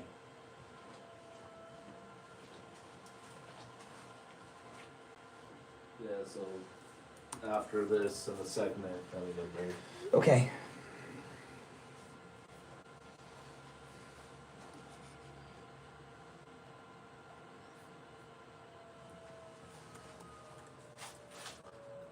$7:45. Correct.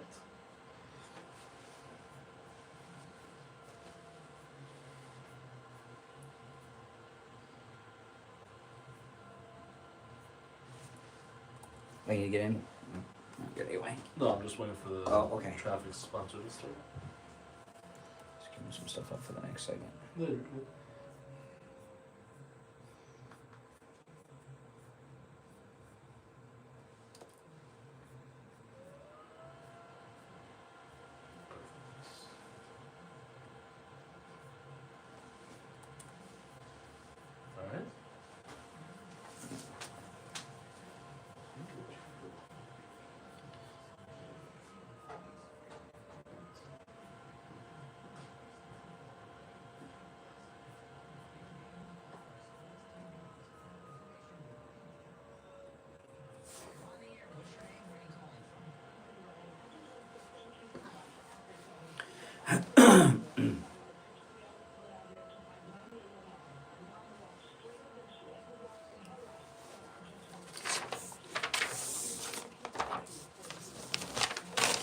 All right, I'm queuing some stuff up for this next segment.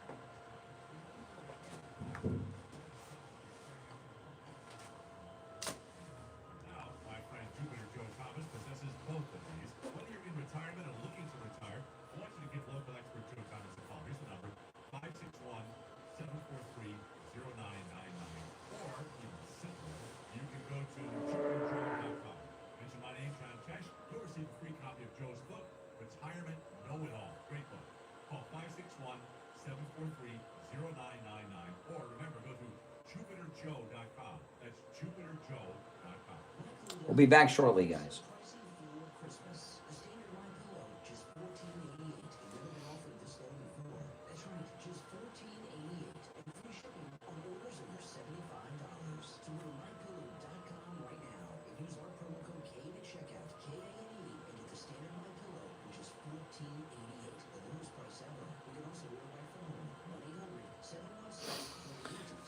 Make sure you guys subscribe if you are new.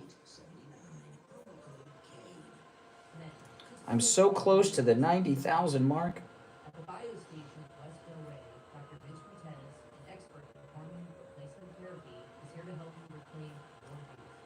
Less than 200 away.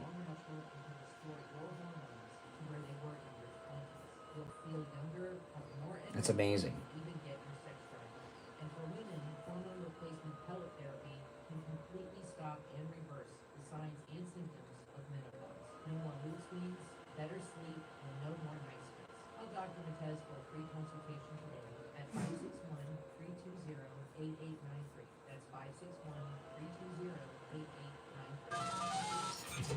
Now, back to the Steve Kane Show with Brian Craig, celebrating 47 years of...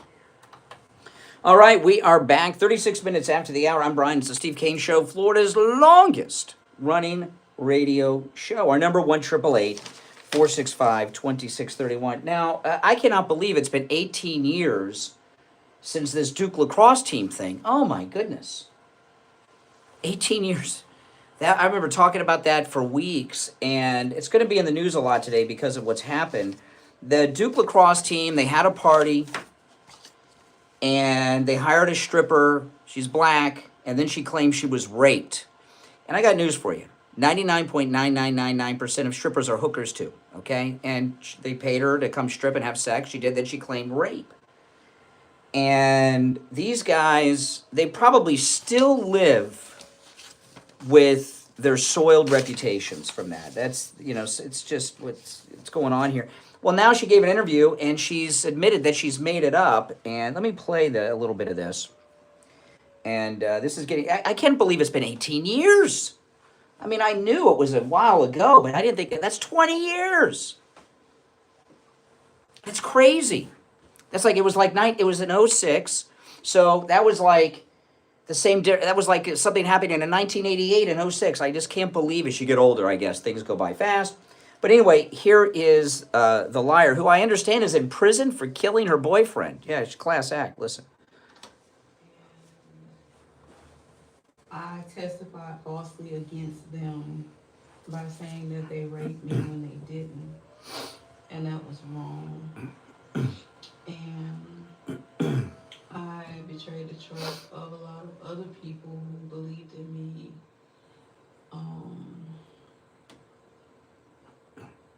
And made up a story that wasn't true because I wanted validation from people and not from God. And that was wrong. And I hope that they can forgive me. Yeah, well, she's destroyed their life, and they'll always be known about, for that. And everyone who knows them knows what they went through, and, you know, and no matter what people say, that always sticks with you, okay? And they went through a lot. I can't remember how it all played out, but it went on for many, many months. What happened with these guys, that was a lynching. Don't you understand? That was a lynching. And during the era when Democrats were lynching blacks in the South, okay, a lot of it involved, if you follow these stories of lynchings, you'll see a lot of, in the story will say, well, and some of the most high-profile lynchings of all time, that he hit on a white woman, or he raped a white woman, or he grabbed a white woman, or he assaulted a white woman. Those were all lies. They accused, you know, they would, when, after these white Democrats would lynch a black man if they got caught and jammed up, they would act as if they were protecting the honor of one of their wives, and that would be almost like self-defense, like honor killings or something. These guys didn't assault and rape these white women. That's suicidal. When this happened, everybody knew it was BS. How many other, and there used to be a thing of white women would accuse black lynching victims of having raped them to cover for their husbands or their brothers or whoever else did the lynching. History's filled with that in this country. Democrats. The Democrats are still lynching. They've just changed the skin colors. How many other black women have lied about this, like Tawana Brawley, right, in New York with Al Sharpton? You know, what's been going on in this country for the last 30 years has been a reign of lynching of white people, sometimes men like the Duke lacrosse team, sometimes police officers, you know, and others. But there's been this lynching going. Lynching doesn't necessarily mean being hung. Okay, lynching. There's different forms of lynching. Tar and feathering is a form of lynching. There's all kinds. You know, lynching doesn't mean killed. Okay, it's come to mean that by a lot of people, but you know, this public persecution like this is a lynching. How, you know, Clarence Thomas, that was a high-profile lynching of Clarence Thomas by Anita Hill, and there's this idea out there that if a woman, in particular a minority woman, makes an accusation against a man, or in particular a white man, there's an assumption that that man is guilty. And these women are to be believed no matter what. Everyone knew she was lying. Now, all these years later, after she destroyed these young men's lives 18 years ago, who have had to live with this for the last 18 years, this is really disgusting, and it's sad. And I hope this story gets a lot of attention. People forget, okay?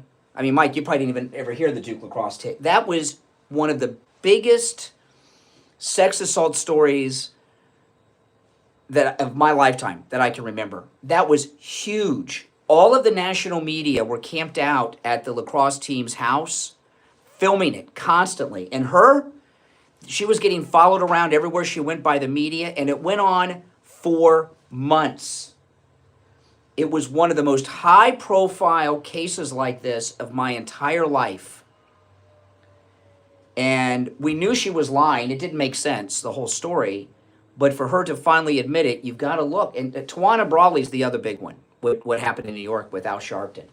Al Sharpton's finally facing a little bit of trouble because he took the Kamala money during her, you know, financial crimes of her campaign. But Al Sharpton, with the Tawana Brawley fake rape allegations, you know, people got hurt bad because of that. Boy, oh boy. If you are on hold, stand by. All right, my name is Brian. You're listening to Florida's longest running radio show. It is Open Phones, Open Mega Mic Friday. The phones are very busy. There's 2 openings on the board. So if you're on hold, stand by. We'll take our break and be right back. The cold, hard truth. Delivered morning 6 to 9 right here on The Steve Kane Show. All right, we are back, and it's time to check in with Attorney Barry Siegel from the Siegel Law Group. Attorney Barry Siegel, what do you have for us this Friday morning? Yeah, hey, good morning, Brian. What I have for you on this Friday, the 13th, oh boy, is, we talk about how important it is to have our planning and not put it off, and why it's important to have a plan, better than to not have a plan, even if you don't know everything you want to have. Sometimes you just make your plan and you could update it in the future. Something happened in the last couple of days. Someone I know well lost their best friend, who was only 40 years old, out of nowhere. I mean, it wasn't ill, very unexpected, and it's just a reminder of how things can happen unexpectedly, and we need to be prepared. And that's really what we are here for, to help our clients be prepared. So when anything happens, whether they God forbid, lose mental capacity, or at the point that they're no longer here, they're prepared, their family's prepared, they're well taken care of, and that's what we do at the Siegel Law. Absolutely. And, a lot of times people, tend not to like you guys, lawyers, but they love you. And what you're doing is something that people enjoy because you're helping people. And one thing I want to point out with the Siegel Law Group, and this is so important, and the Siegel Law Group, and if you could talk about this just for a moment, Barry, because you offer something that a lot of lawyers and law firms make a whole living doing what you don't do, and you don't charge people for phone calls. Can you talk a little bit about that and why you don't and what that's about? Well, yeah, we don't charge for phone calls. We've all been there where we've gotten a bill in the mail from a lawyer, an accountant, or some other professional because we picked up the phone and we called them and we spoke to them for 5-10 minutes. And then we get a bill in the mail and we're like, really, I just had a quick question for them and they send me this bill. And with the estate planning process and some of the things that need to be done afterwards with the funding of it, a lot of times people are going to have questions. And what we don't want to have happen is we don't want anybody to not call us and not get the answer to their question simply because they're concerned that they might get a bill in the mail. For a quarter hour or something. Staff is available to answer questions, and if it needs to be an attorney or myself, then clients can speak to us, and they never get a bill in the mail for it. Yeah, now when you first told me that, you just kind of said it because that's just how you run your practice. You said, yeah, we don't charge. You didn't think, and to me, sirens went off because I've been in that situation, and I was so impressed that I was able to get the attorney on the phone, and then I get the bill. I didn't realize why it was so easy to get him. A lot of these attorneys, you can get them on the phone all day. They'll even have their secretaries forwarded to their cell phones. We're on vacations because some of these guys get charged a lot an hour. Listen, no matter where you are in the state of Florida, the Siegel Law Group can help. And it's always a no-charge consultation with the Siegel Law Group. When you mention you heard Attorney Barry Siegel on the radio, give them a call, toll-free, 855-FLA-3782. 855-FLA-3782. And online, SiegelLawGroup.com. All right, Attorney Barry Siegel, have a great weekend. We'll talk next week. All right, we're back. If you're on hold, stand by. I was just reading during the break, because it's been 18 years, right? I haven't thought about the Duke lacrosse story in 18 years. 3 of those guys were arrested and charged with rape. Okay? So that's forever. You fill out ever been arrested? They got to say yes. This is a big story. I really hope this gets a lot of play today. It's very important. If you guys see this on social media, share it. It needs to be shared. How many men have been lynched by the left? This was like the beginnings. This is before the Me Too, but there was a whole wave after this. Probably Tyson, too. Tyson's prison thing, that was probably BS, too. All right, let's go to the phones. You're on the air. What's your name? Where are you calling from? Good morning. Happy 13th. Oh, yeah, it's Friday the 13th. Happy Friday the 13th. Richie, the bus driver. What's up? Yeah, here's the deal. You're going back 18 years, which shocks me because when I was into the sporting world of radio, time went slow because generations changed with athletes. You never paid attention to years. When I get into the news like you're on every day, my life has gone by so fast. Oh, man. Same thing. Yeah. What you're doing, you can't imagine all these big things happen and the years fly. I mean, I can remember taking calls from people about that Duke lacrosse team like it was yesterday. I told you. Now here's the deal here. We don't have to go back 18 years. We just had it in New York City with Penny. Now you had a black, and I'm going to bring this up because the black community, and I'm not saying all blacks. This is very delicate what I'm going to say. They've used race as a crutch since the Civil War days, and it keeps on going and going. It never stops. This guy, Penny, as soon as he got acquitted, you got these Black Lives Matter people who matter to some of the blacks, believe it or not. Well, let me rephrase what you said. Yes, there was an attempted lynching of Penny. I agree. And it's still going, yeah, but thankfully he was acquitted. What I think is a fair way to say it, is liberal blacks use the race card as a weapon. They use it as a weapon. Sometimes they use it as a shield. Sometimes they use it as a weapon. And this tub of lard Bragg in New York, Penny's lawyers are talking about going after him for unjust prosecution. And I think, if Kamala would have won, Penny probably would have been convicted. But now in this new world we're in, I mean, look at the mayor. I know the mayor's trying to get the Justice Department off his butt, but he's yesterday he's talking about the missing children in New York. And there's a possibility that Bragg could end up in his own jail.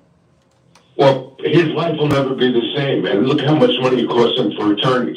Now, you had a black man in New York who killed a Hispanic man on the train with a knife. And he never was brought to trial. It was about the same time. Remember those service people in Europe that stopped a terrorist attack on a train because they got involved? And they made a movie. Clint Eastwood made a movie about them. I mean, military guys have stood up more than once and saved people's lives. Well, the point I'm making is this white privilege crap that I've been hearing all these years. It didn't apply in New York City with these two train deals, did it?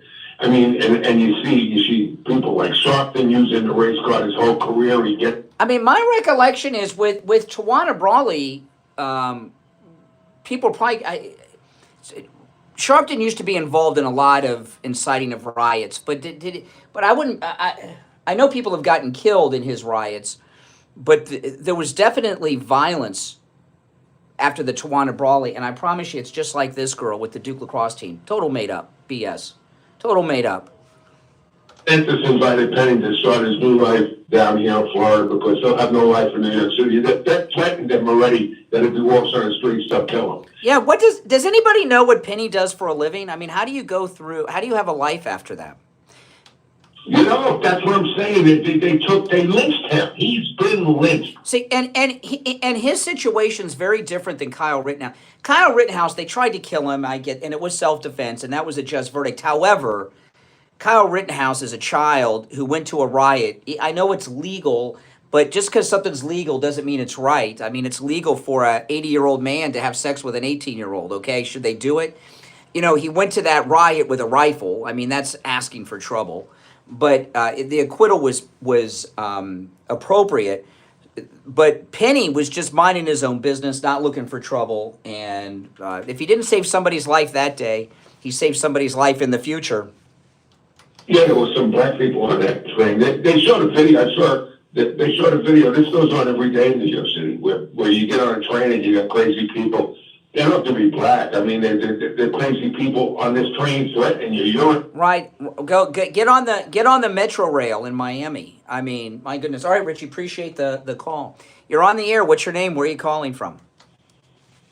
Good morning, Brian. This is Barbara in Baltimore. Hey, Barbara. You've been talking about a lot of good stuff, and I'm very happy about the job that Kari Lake has.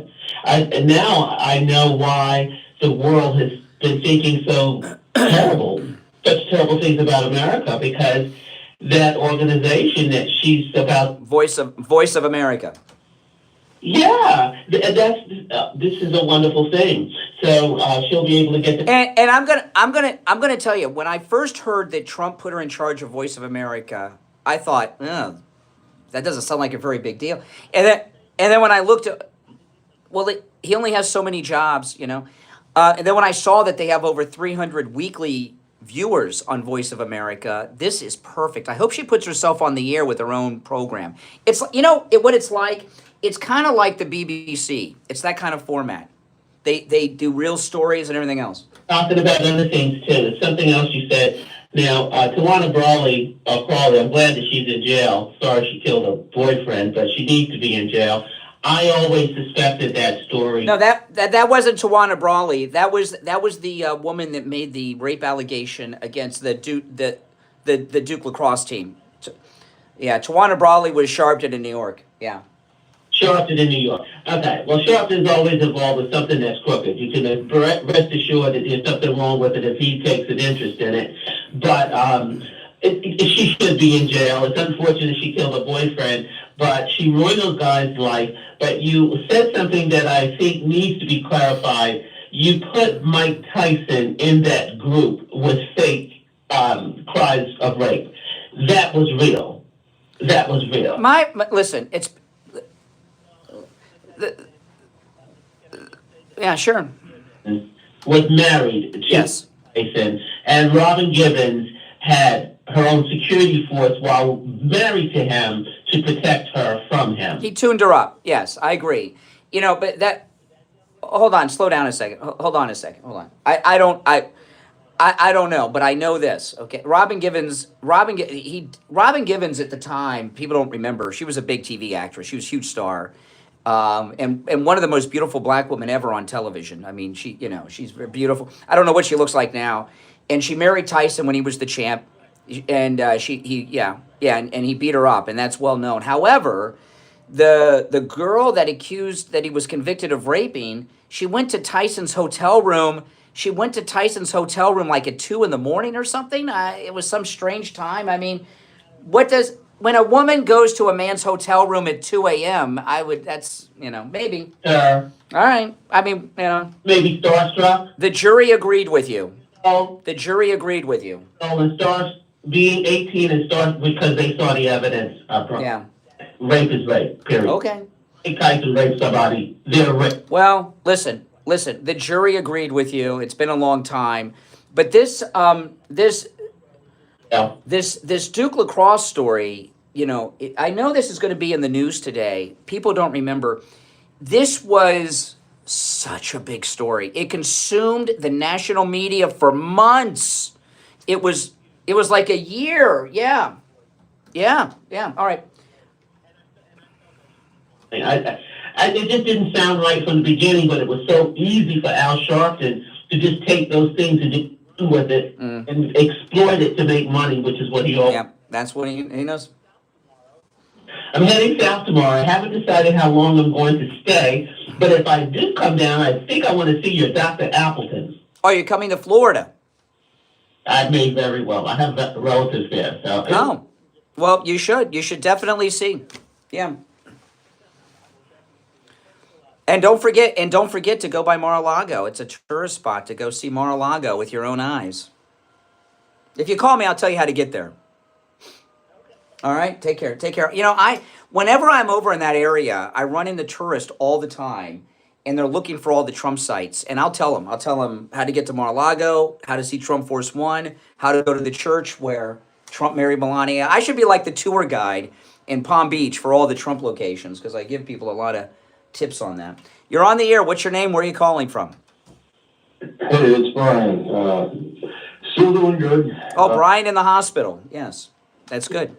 And but anyway, I was up back in '93. We went up to New York, and I just happened to be outside of Trump Tower. I'm in a wheelchair at the time, and boy, I tell you, the crime at that time was something. People, somebody actually was running out of the. I remember somebody ran out of the store, ran out of the door there, and just took off. He sold something, and at that time there was no police around or anything. But no, in the early '90s, I went to New York in the early '90s. It was scary, man. It was terrifying. It was before Giuliani cleaned it up.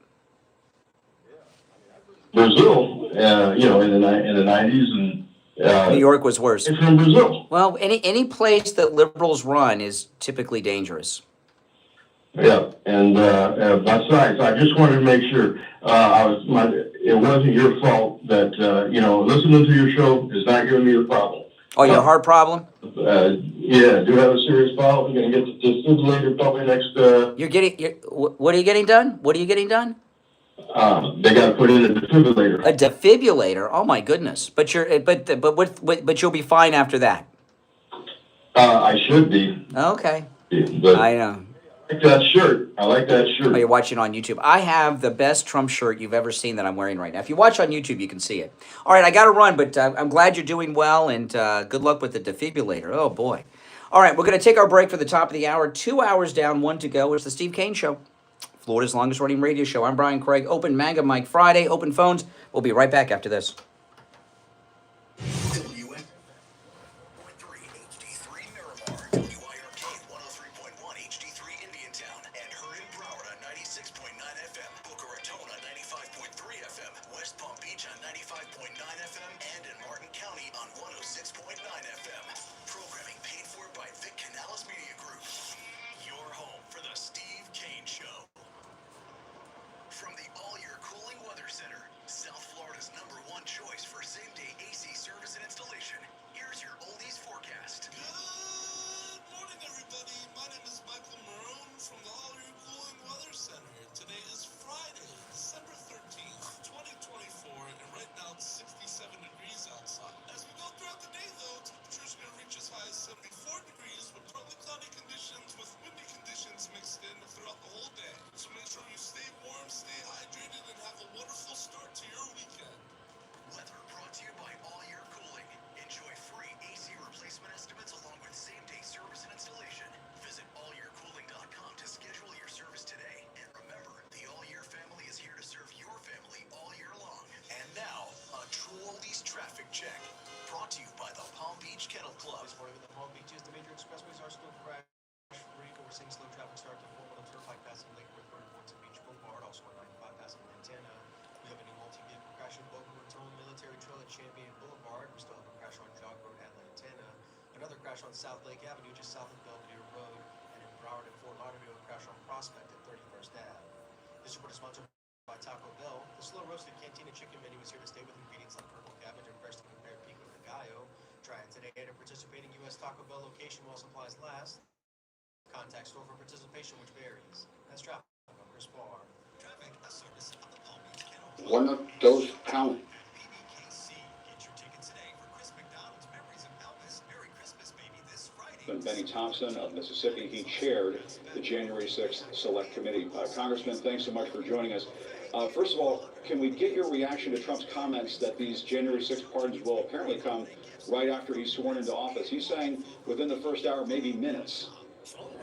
Well, that's so unfortunate, Jim. As you know, what America and the whole world saw with their own eyes. You saw people breaking into the United States Capitol. You saw law enforcement being assaulted. And ultimately, we had several individuals who died because of that attack. They were heroes being assaulted. Well, get this limited time offer of a free doorbell camera that connects directly to your smartphone with installation of your Slow-In Shield. And that's not all. Slow-Ins will give you a free customized home security system and professional installation when you use their low-cost central station monitoring.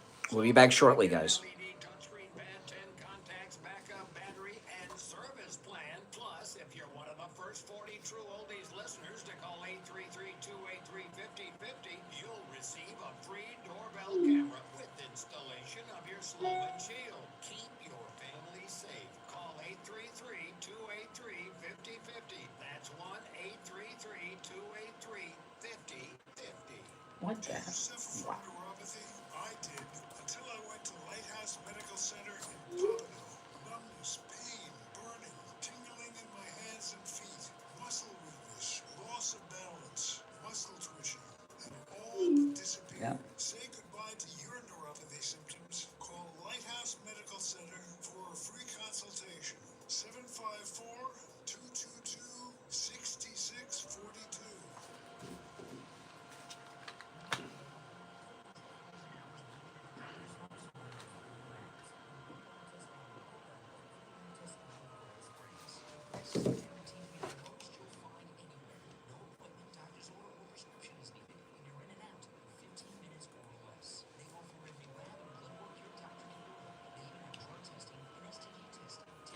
All right, guys, if you're not subscribed, subscribe. I am 80. Let me see where I'm at. Let's see. Let me check. I am 180 subscribers away from 90. 180 subscribers away from 90,000. So if you're not subscribed, please subscribe. Oh my goodness. 30 years at the same location and offering How exciting. new and used tires. I have many suppliers. Whatever car or truck you have, I get you incredible deals on any tire. I also do tire repairs. Oh my goodness. I can't believe it. I remember when I was first starting and I remember when I had 236 subs and I'm like, wow. New and used tires. Again, my number is 954-977. Less than 200 away from 90. On the air since 1977. It's the Steve Kane Show. All right, welcome back, one and all. I'm Brian. It's the Steve Kane Show, Florida's longest-running radio show. You know, there's such a... It's amazing, like this story we were talking about with the Duke lacrosse players and everything, and the Inspector General from the Justice Department identified all these FBI informants that were with the J6ers on January 6th. It's just a new world we're in, you know, and if Kamala Harris would have won this election, could you imagine what this country would be like? There's a video of her speaking in front of a group this week. I saw it yesterday. Have any of you seen it? She's so drunk. But the things that they were talking about doing, cracking down on people in this country, you know, if Kamala Harris would have won, whatever her Justice Department would have looked like, do you understand that they would have taken the MAGA movement and declared it a hate group, a domestic hate group? Do you understand that? It would have been, they probably were wanting to do it already. I'm surprised they haven't, but that's what they would have done. I saw yesterday, so I mean, this is, you look at what's happened, right? Christopher Wray, there were 3 stories with the FBI this week. 3. Christopher Wray resigns, right? This Inspector General report with the 26 FBI assets in the J6 crowd, at least. But there was a 3rd one. The Patriot Front has folded. You guys familiar with Patriot Front?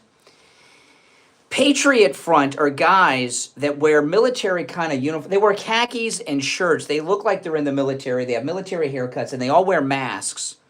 And they go to places and act like they're MAGA conservatives and are, you know, say racist things. And since the Patriot Front was first seen a couple of years ago, everyone, when they see them, says feds, and that's why they hide their faces. And the Patriot Front just announced that they're dissolving the organization. I saw this yesterday. It's a confirmation that the Patriot Front is the FBI. It's insane. And that's the change that's coming with Trump's not even in office yet. And these huge things are happening. And I just hope and pray that Kash Patel is able to open up all these files. You know, the Patriot Front, you know, and it makes me wonder, because as soon as Patriot Front came on the scene, everybody knew it was feds. Everybody. It was talked about immediately by everyone online. And, you know,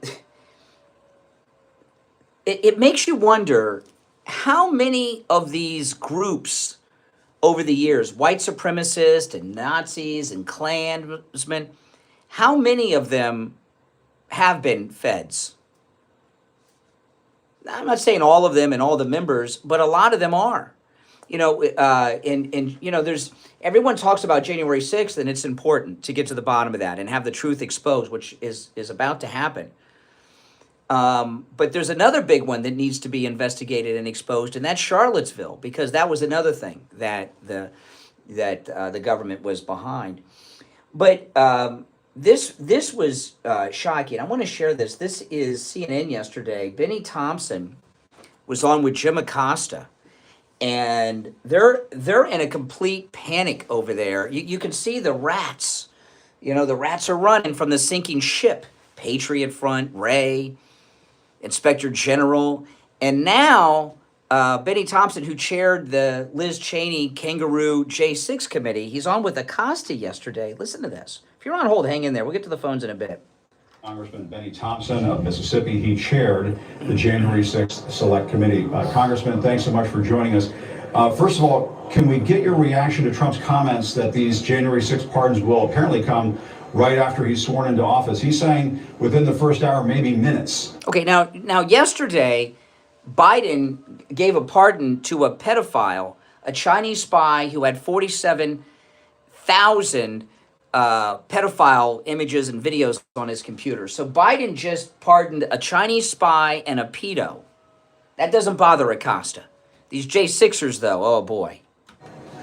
Well, that's so unfortunate, Jim. As you know, what America and the whole world saw with their own eyes. You saw people breaking into the United States Capitol. You saw law enforcement being assaulted.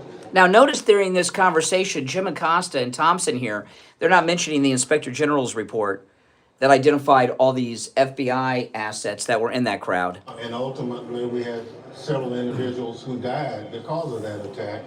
Several individuals who died because of that attack? What does that mean? Is he talking about Ashley Babbitt's one person? One person died that day, Ashley Babbitt, and she was shot dead and murdered by that Capitol Police officer. And you know, there's video of Ashley Babbitt right before she was murdered. She was trying to stop what was happening. There's video of her.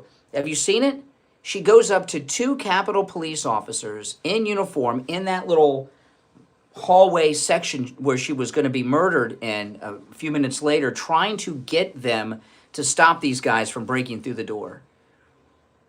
And then she was murdered. And they have this false, you know, and when they say, well, people that were there died later, anytime you have a large group of people, there are going to be people who die in that group. I mean, you ever been to, you ever go to in that group over the next few weeks will be dead. Chances are, if you go to a Dolphin game or a concert, maybe not a Taylor Swift concert because everyone's so young, but if you go to a Dolphin game or, you know, a concert, within a few weeks, a handful of people there very well could end up dead from all kinds of things. Natural causes, health issues, car accidents.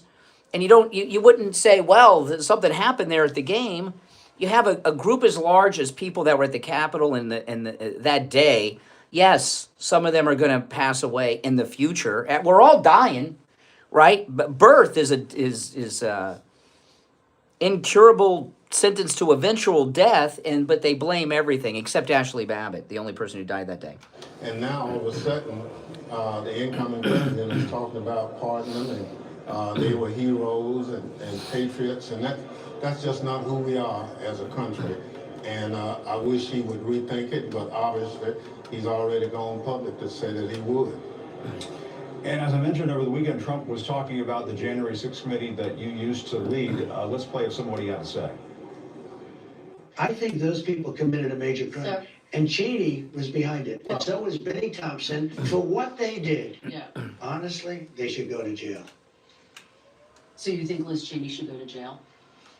Yeah. By the way, before we finish this, yes, they destroyed evidence from the committee so it couldn't be investigated afterwards. There's no doubt that they rehearsed and coerced testimony from people. Yes, these people should be investigated and go to jail. For what? Everyone on the committee. I think anybody that voted in favor. Are you going to direct your FBI director and your attorney general to send them to jail? Not at all. I think that they'll have to look at that. Congressman Trump is saying you should go to jail. Are you worried about him or the FBI coming after you? Well, you know, we are members of Congress. We operated based on our direction from Congress. There are specific laws that give security to members of Congress, and I hope the president would take that into consideration. See, what it means is that Congress can't break the law or slander when they're on the floor of Congress. Congress makes the laws, so they pass laws so that they can break the laws, right? So he feels he's safe because his crimes were committed on the floor of Congress. But to be honest with you, Jim, we've not done anything wrong. What we did was, in fact, what the law prescribed, what the resolution we were given, and we're comfortable with our report. There's nothing that we omitted in the report or anything like that. So being in disagreement with a person is not a reason to lock them up. This is the house where we debate issues, where we debate laws. Sometimes you're right, sometimes you're wrong. That doesn't mean you're illegal, and it doesn't mean that because you're wrong in the eyes of someone, you should go to jail. That's just so unfortunate, and that's not who we are as Americans. And Congressman, apparently the White House is discussing preemptive pardons for people who may be targeted by Trump when he gets back in office. Do you want the president to offer some kind of pardon to you? As strange as it is to ask that question, I'm just wondering what you think. Well, you know, the president, is his prerogative. If he offers it, to me or other members of the committee, I would accept it. Wow. Okay. So this is amazing. See, we learned lately. We've learned so much about the pardon process. I did not know something about it. The presidents cannot just pardon someone. The person they're pardoning must accept the pardon, and you don't have to accept the pardon. So he's saying he's actually asking for a pardon. What's he asking for a pardon for? I thought he did nothing wrong, and he had protections because what he did was in his duties as a congressman, and he says he would accept a pardon. Adam Schiff said the other day he was asked the same question, he said he wouldn't accept it. But Thompson here, what's he afraid of? What did he do? Why is he asking for a pardon and saying he would accept one? All right, we're going to take our first break of the third hour. It's Friday, the 13th, people. Our number 1-888-465-2631. We'll be right back. Don't sit on the sidelines. Get in on the action. Call the Steve Kane Show live on air now. 888-GO-KANE-1. This is the Steve Kane Show with Brian Craig. Hey, it's Scott Shannon with a subtle reminder that I'm back on the air this morning right after 10 a.m. with more of your favorite oldies on South Florida's True Oldies.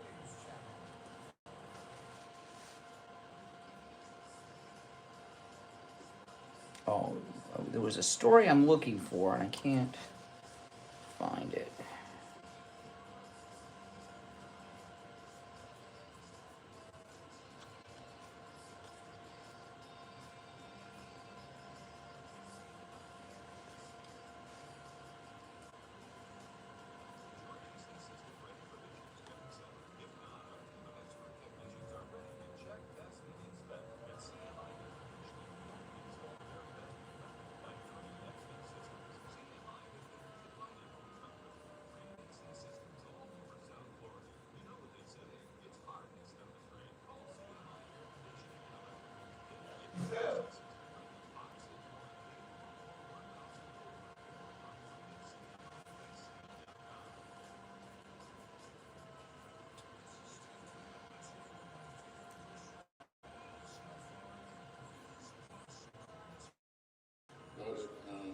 As I mentioned to the Prime Minister, the rest of the premiers, we need to be ready. We need to be ready to fight. This fight is coming 100%.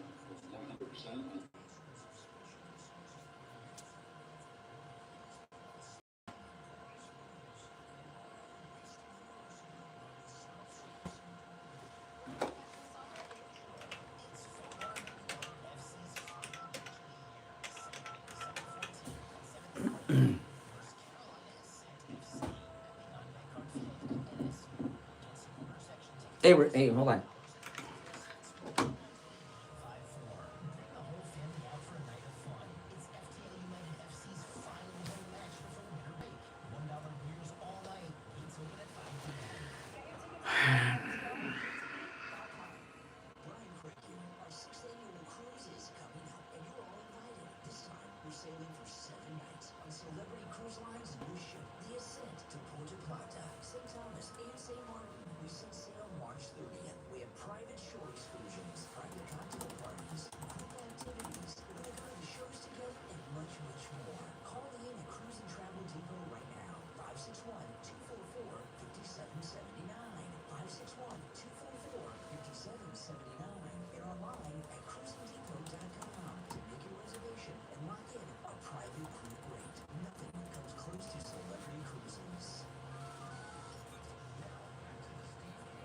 I'm excited to announce our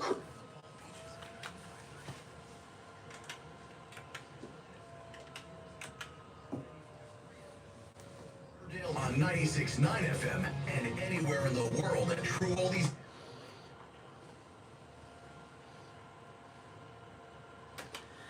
All right, the countdown has begun. We're just over 3 months away from our 6th annual Steve Kane, Brian Craig, Trump MAGA Victory Cruise. And from Cruise and Travel Depot, we have Ian. Hey, Ian. Hey, good morning. Oh, man, I'm so excited about this cruise. You know, this cruise is, it's our Trump Victory Cruise, our 6th cruise on the flagship of Celebrity Cruise Line. the Celebrity Ascent, and I'm very, very excited. We have some incredible events and things going on. And I wanted to talk a little bit, Ian, about you and I have talked about this before, the food on the Celebrity Cruise Line. We took a tour of this ship a few weeks back, and usually when we take a tour on our cruises, we have lunch in the dining room, and you wanted to have lunch at the buffet, and I'm like, I don't know about that.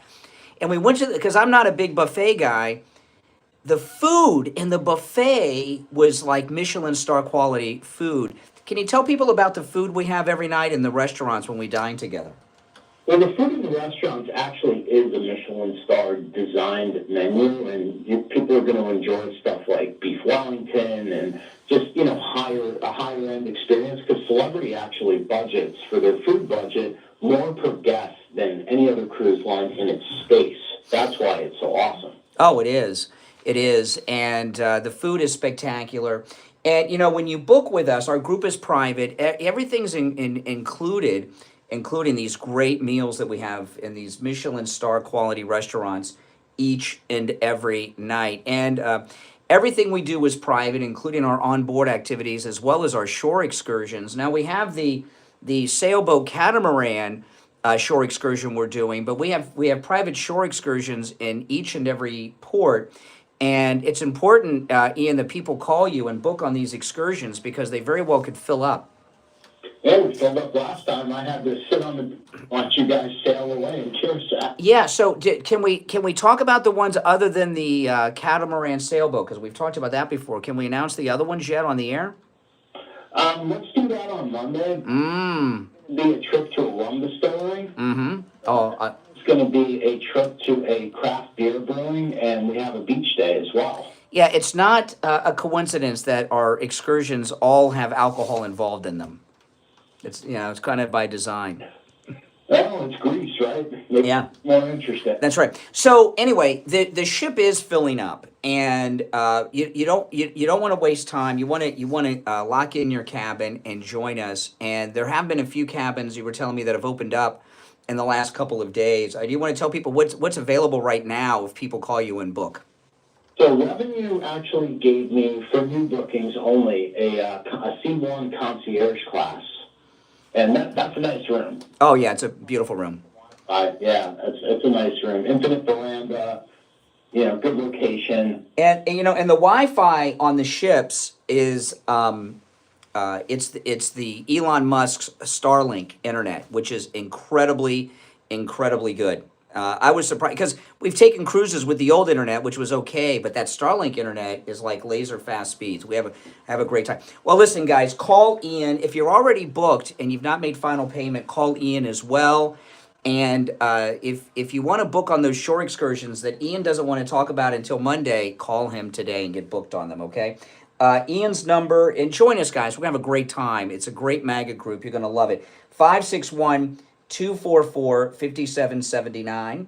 561-244-5779. All right, Ian, we'll talk soon. All right, take care. Yeah, I love these cruises. It's my yearly vacation. All right, let's go back to the phones. 888-465-2631. You're on the air. What's your name? Where are you calling from? Good morning. Yep, you're on the air. Oh, okay. Trump did an interview and somebody asked him if he would take a pardon, and Trump said, no, I did nothing wrong. The pardon. That dude is asking for a pardon. Oh, I'm sorry, it's Joan from Tampa Bay. Okay. No, you make a good point. In fact, I saw a story a couple days ago because, you know, a lot of these J6ers, you know, the J6ers that had, a lot of them are in jail and have had their due process rights violated, the constitutional rights. They've not, you know, speedy trial and all of that. But you know, we were talking a lot about Greg Kelly, who's been trashing Hegseth. But Greg Kelly interviewed a lot of attorneys in years past for J6 prisoners. And when I would see these attorneys on television, they were good guys and they were doing their best. But I talked about this at the time. J6 prisoners, the suits that their lawyers wore are like, you know, they weren't fancy suits.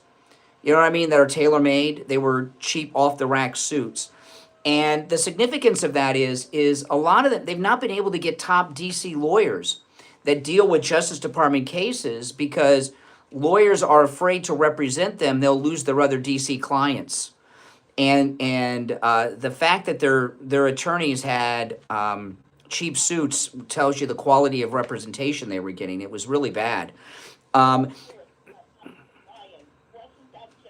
Like the head of the J6 committee that said, Yeah. the pardon? Yeah. So anyway, there was a story. There was a story a couple days ago. I can't remember, one of the liberal fake news people published it. I can't remember who, but they said if these J6ers take the pardons, that's an admission of guilt, which is not necessarily true, but that's what they were saying. I wonder if they're going to apply that to Benny Thompson here, who sounds like he's fishing for a pardon. He's desperate to get that pardon. What did he do that he's afraid of? Yeah, no, I would agree in his case, it's an admission of guilt. But you know, they thought Trump was going to be locked up or disgraced. They never dreamed he'd be able to come back and be so popular and be president again. So they are totally freaking out right now. Yeah, they thought that the Democratic machine would shoot him, right? Figuratively, yes. All right, appreciate the call. And he'd lose the election is what she meant to say. Well, you know, what they thought is that the arrest and the charges and the trials would result in him being run out of the race. That's it. And it didn't work out that way. And that's why they are in a panic. And I must tell you, the chances of people like Liz Cheney being prosecuted in the justice system are slim to none. I mean, I think they would get a lot of resistance prosecuting members of Congress for doing things that are even criminal on the floor of Congress, okay? You know, people in Congress have gone to prison for taking bribes and stuff. That's true. But they didn't do it on the floor of Congress. So maybe the pardons are the closest we would get to an admission of guilt by these people when they accept them. I don't know. I do know this, that Trump only has 4 years, and I mean, there's got to be a limit to what he can accomplish in 4 years, and he's got a lot to do. We're going to take our break for the bottom of the hour. I'm Brian. It's the Steve Kane Show, Florida's longest running radio show. Our number toll-free, 1-888-465-2631. Open phones on Friday. Open MAGA Mike Friday. Any and everything on your mind is fair game on Friday's show. 1-888-465-2631. We'll be right back.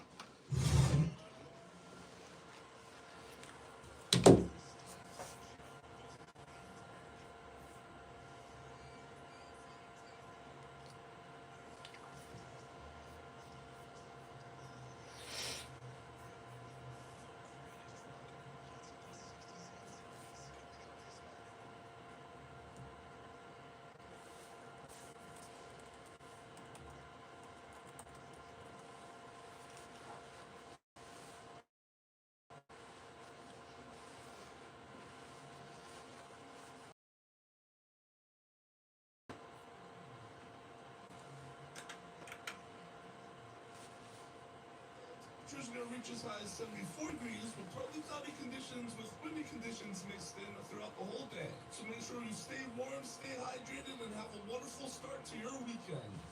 Weather brought to you by All Year Cooling. Has kidnapped nearly 20,000 children.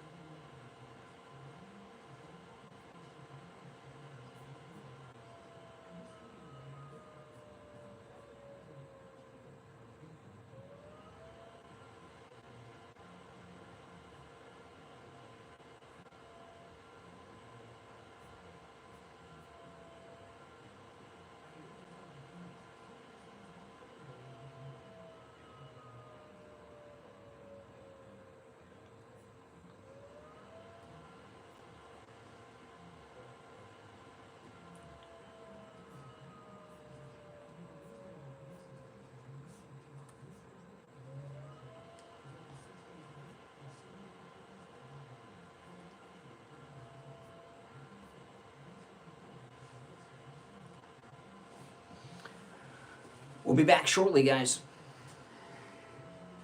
This is Mark Laporta, son of Pamela Laporta, and proud second-generation owner of Laporta Roofing. As a military veteran who served in the Army after 9/11, I brought the same dedication and discipline to our family business. At Laporta Roofing, we've been serving our community for nearly 4 decades, and we're committed to continuing that legacy of excellence. Our team specializes in all types of roofing systems, from shingles to tile, slate, metal, and flat roofs. We're the go-to experts for single-family homes, HOA communities, and condo associations. What sets If you're on hold, hang in there. unwavering commitment to customer satisfaction. I've personally implemented systems to ensure you receive the best in customer service and workmanship. Don't miss out on our limited time offer for a free roof inspection. Call us now at 954-604-4602 or visit us at laportaroofing.com. Trust the experts who have been protecting homes like yours for generations. Again, that number is 954-604-4602. Hi everyone, this is Rocky from Angel Water. Do you have toxins in your water? Yes, you do. You have things like hexavalent chromium, chlorate, ammonia, high amounts of chlorine, and a lot more. This is what you're drinking and bathing in. We at Angel Water can fix this problem. Do you ladies want softer hair so that you don't have to use conditioner anymore? We can give that to you. Do you want softer skin? Do you want your water-based appliances to last longer? I got a haircut yesterday, guys. So at the same time saving you a ton of money. Let me show you how. I, Rocky, will come out to your house personally and test your water for free and make recommendations. When I get my hair cut, I usually take the MAGA scooter. It's right down the street from my house, and that's the only time I don't wear a helmet. I ride home after a haircut, so any loose hair gets blown off of me. So give Angel Water a call at 561-899-6585. That's Angel Water at 561-899-6585.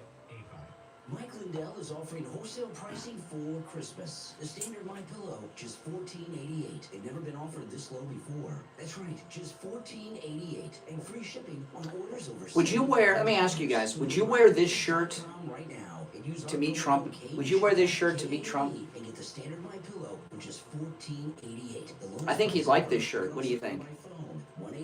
1-800-716-48. I would not wear jeans and Vans. I'd wear nicer pants and shoes. Yeah, you think Trump would like this shirt?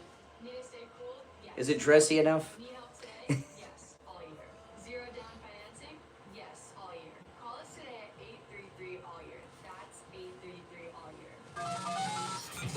Now, back to the Steve Kane Show with Brian Craig, celebrating 47 years on the air. All right, we are back. Call us on hold, stand by. 34 minutes after the hour. I'm Brian. It's the Steve Kane Show. Open MAGA Mike Friday. Any and everything on your mind's fair game on Friday's show. You're on the air. What's your name? Where are you calling from? Lynn from Boynton? What's up, Boynton? Hey, good morning. So, listen, I was wondering, about all these trannies and stuff. It seems like the trans community is a lot larger than people know. And why don't they, instead of trying to get the guys into the women's sports, why don't they just make their own teams? Why don't the girls who are guys have their team and the guys that are girls have their own teams and play against each other, so they're even? Well, because the guys that play, why do you think these guys go trans and then swim with the girls or box the girls or play volleyball with the girls? Why do you think they do it? Well, because they're stronger and they'll win. Yes. I'll say it. They're cheaters. They're cheating. They're cheating. These are men.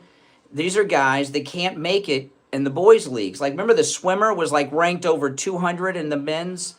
But so if they go to the ladies' team, they can be number one, win gold medals and things. So they're cheaters. That's why they don't want their own league. In fact, most of them probably are not even transgender. This Leah Thomas character, from the swimmer. I'd like people to check in with Leah Thomas in 10 years and find out if Leah's still living as a girl.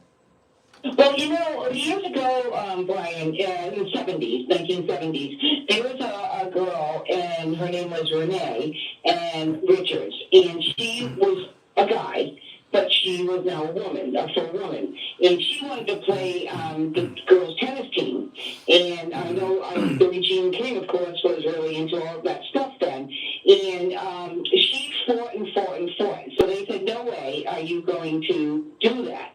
So she didn't get on the sport team, but she ended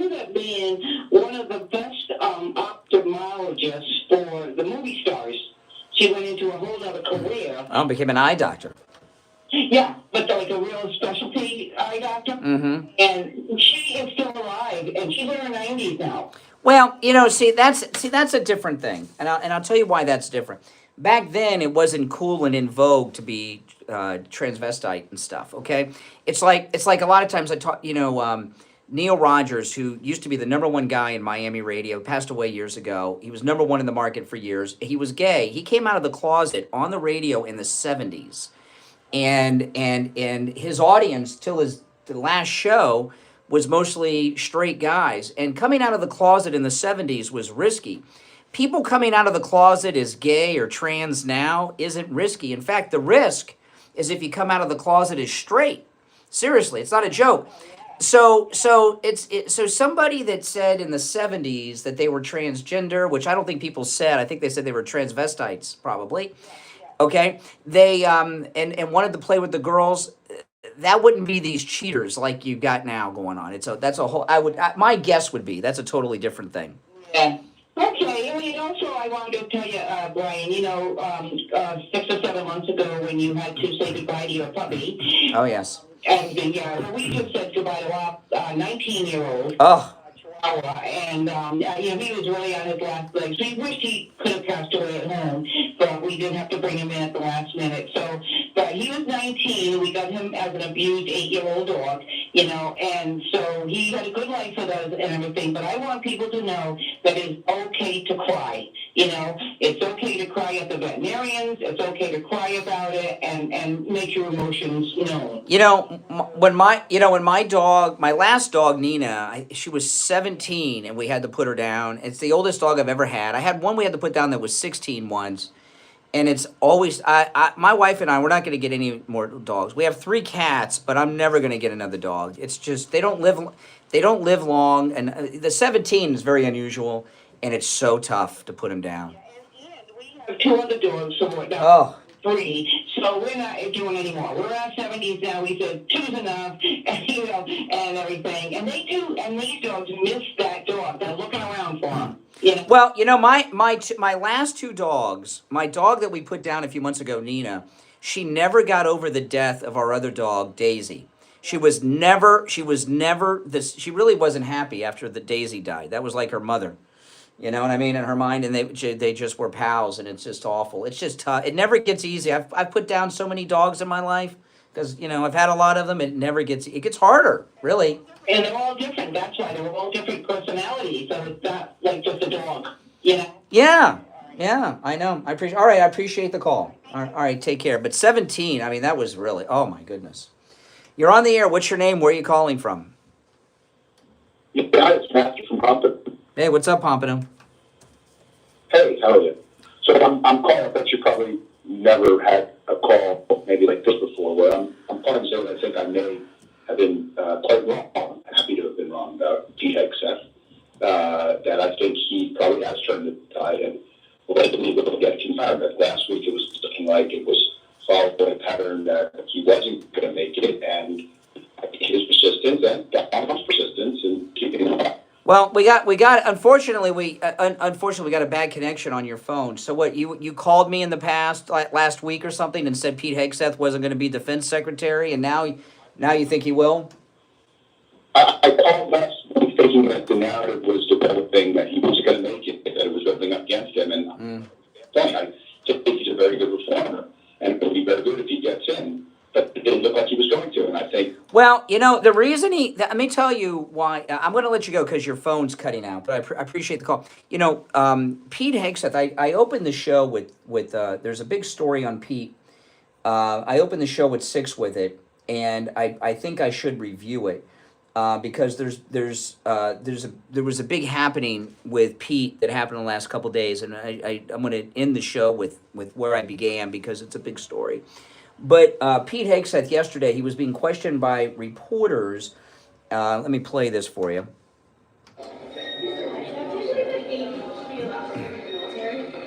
Yes. Can you just respond to the CNN report this morning that was highlighting some of your previous comments? I don't feel the need to respond to CNN. Okay, so he said that's Pete Hegseth. He says, I don't feel the need to respond to CNN. See, Pete Hegseth has weathered this storm and is going to be the Secretary of Defense because, like President Trump, he didn't cave. You know, I've told you guys so many times, okay, so many times that you don't remember what it was like before Trump. Before Trump, the media and Democrats would go after Republicans on false allegations like they've done with Pete, and they would always cave. And they would cave quick. Like if it started on a Monday, by Friday, they were having a press conference. It was over. And what Trump has done is gotten these guys to stand up to these people against their lies and slanders. And what the media was about to do with Pete Hegseth well, there was two things that happened. Why he's being confirmed. One of them is Joni Ernst just got petrified that she only has 2 years left till she's up for re-election. And she got petrified that she was going to be thrown out of office, primaried out, really. That was part of it. But Pete Hegseth has stood up against these slanders. And there was a big one that he just exposed this week that was beautiful. Well, first off, when they came after him with that false accusation that woman made from him against him with the police, he stood up against it and exposed her and even said that she's released. There's no NDA. She could talk. And he weathered that. They totally dropped that, if you notice. Why? Because he didn't run. But what happened this week is the media, the liberal fake news media, were going to run a story that Pete Hegseth had lied when he has said in the past that he was admitted to West Point but didn't go. He went to one of the Ivy Leagues. I can't remember which one. It's not important. And they were going to, and West Point would not provide proof that he was accepted to West Point. Well, and they were going to run with this story. It was going to be in one of their liberal things, ProPublica, which is a left-wing group. They were going to run with this story, ProPublica, and then CNN and the New York Times and the Washington Post and all the rest were going to pick it up.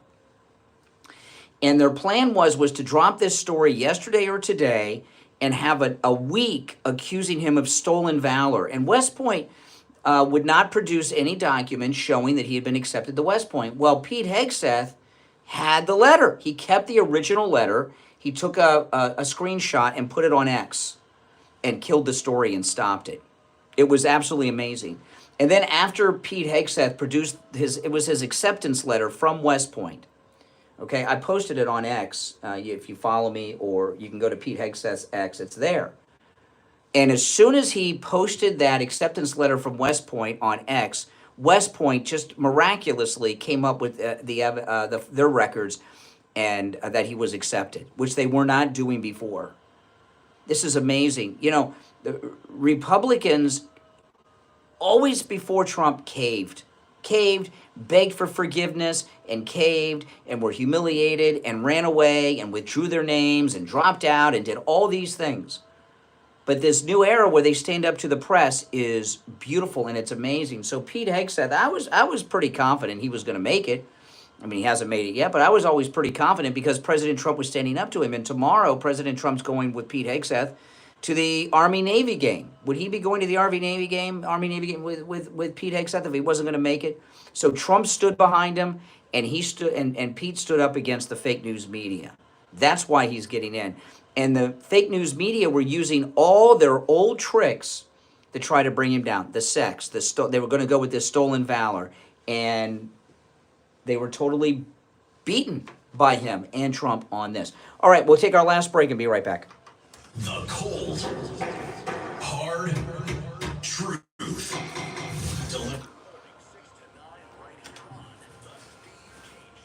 All right, and it's time for the final gold and precious metals report of the week from the offices of William Youngerman Incorporated in Boca. We have William Youngerman. William Youngerman, good morning. Good morning. How you doing, Brian? Good. How the metals look? Metals looking good. They're down, giving us a great buying opportunity over the last 2 days. Yesterday, down $37.50 on gold, closing out the day at $2,680.30 after trading in a range of $26.71 to $27.27.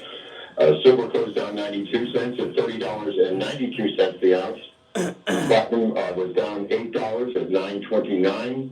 And palladium was down $20 at $9.51. Right now we've got gold trading in a range of $26.60 to $26.92. And gold right now is at $26.60. That's $30.30. Silver down 37 cents at $30.55 the ounce. Platinum up $1 at $9.30, and palladium down $1 at $9.50. So the markets are giving us a great buying opportunity the last 2 days, and definitely should take advantage. Yeah, absolutely. You know, yesterday you were telling us what a great deal the Australian 1 ounce gold coins are, but you have all the different minted coins. You know, the American Gold Eagle, the Canadian Maple Leaf. What are some of the other popular and common 1 ounce gold coins that you have over there that people like? Oh, well, we have all of the major products in stock: Krugerrands, Eagles, Buffaloes, the Royal Canadian Maple Leafs, Chinese Pandas, 1 ounce gold bars all the way up to kilo. Yeah. Everything in stock, as well as platinum. We have the Maple Leafs, the Eagles, the bars. We have palladium 1 ounce Maple Leafs if you're interested in palladium. And we have a full stock of course, all the silver products. Everything in stock for immediate delivery. Yeah, the palladium. You know, Steve has some of that palladium. They're really cool coins, and most people probably haven't seen them in that form. All right, listen. William Egman opens up at 10. You could stop in. His address: 150 East Palmetto Park Road in Boca, on the first floor of the Bank of America building, just east of US 1 Federal Highway on the south side of Palmetto Park Road. You can give him a call toll free, 1-800-327-5010. 1-800-327-5010. And you can find both his phone number and address on his website, WilliamYoungerman.com. All right, William Youngerman, we'll talk on Monday. All right, we'll be right back.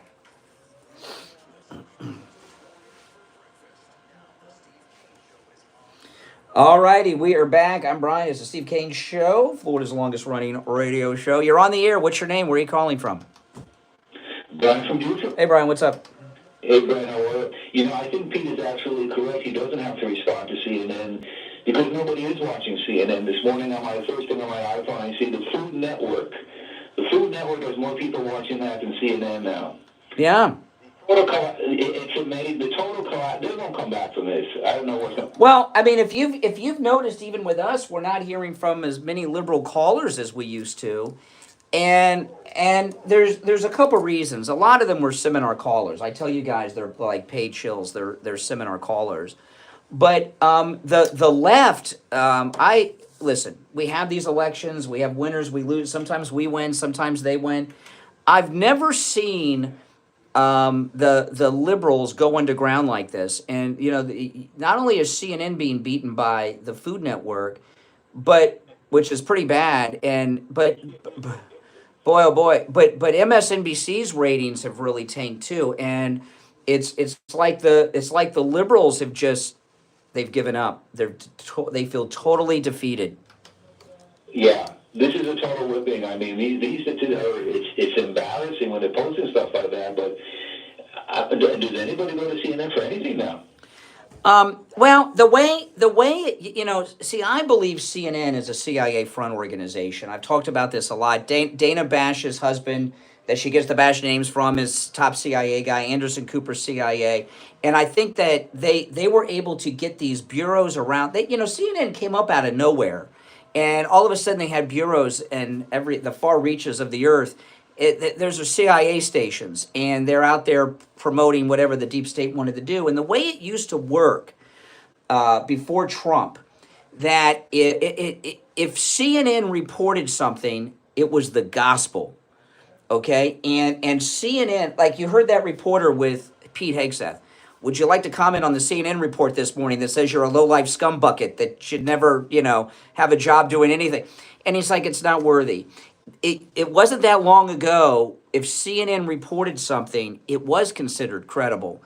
And when Trump came up with this fake news descriptor for them, he is so good at, you know, like I'll tell you, when I went to Mar-a-Lago, I got to meet at that cocktail party, and Trump was there. I made sure I got a haircut and I looked great because I didn't want to get a Trump nickname. You know, Trump. I don't even. He is so good at branding people. You know, and branding, it sticks. I mean, I would say his greatest talent is in the branding. He knows how to brand people and organizations and everything else. And when he started with that fake news, that was it. They were done. Yeah. All of them. And that's never going to go away.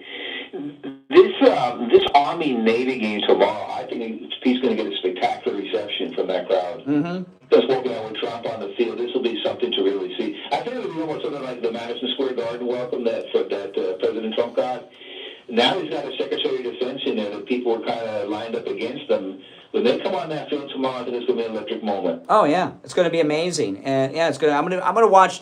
I'm going to watch the whole thing. I'm not going to be alone, and and that's a big deal because the way it works is Trump and Pete Hegseth, they'll be on one side for the first half, then they'll go to the other side for the second half. But I'm curious if they do if they walk out at the beginning of the game. You understand what I mean? It's going to be a big deal. I think there'll be, you switch the halves and stuff like that, but I think they're going to get a tremendous reception. A huge military crowd there too. The cadets will be there from both schools, and they're really going to be welcome at this. Yeah, it's going to be a big event. All right, appreciate the call. Take care. You're on the air. What's your name? Where are you calling from? Hey, JJ, what's up? Well, I think the left media, quite frankly, I'm pretty sure they're losing to Scooby-Doo reruns, but I don't think that's a surprise to anybody. But this Shanlin, that Biden gave him a grant of clemency, this Chinese... the Chinese spy and pedophile. Chinese pedophile. This guy... I read about. I can't believe that he did that for this guy. He had at his home. FBI agents testified that he was connected to top, CCP members, and also that he had on his.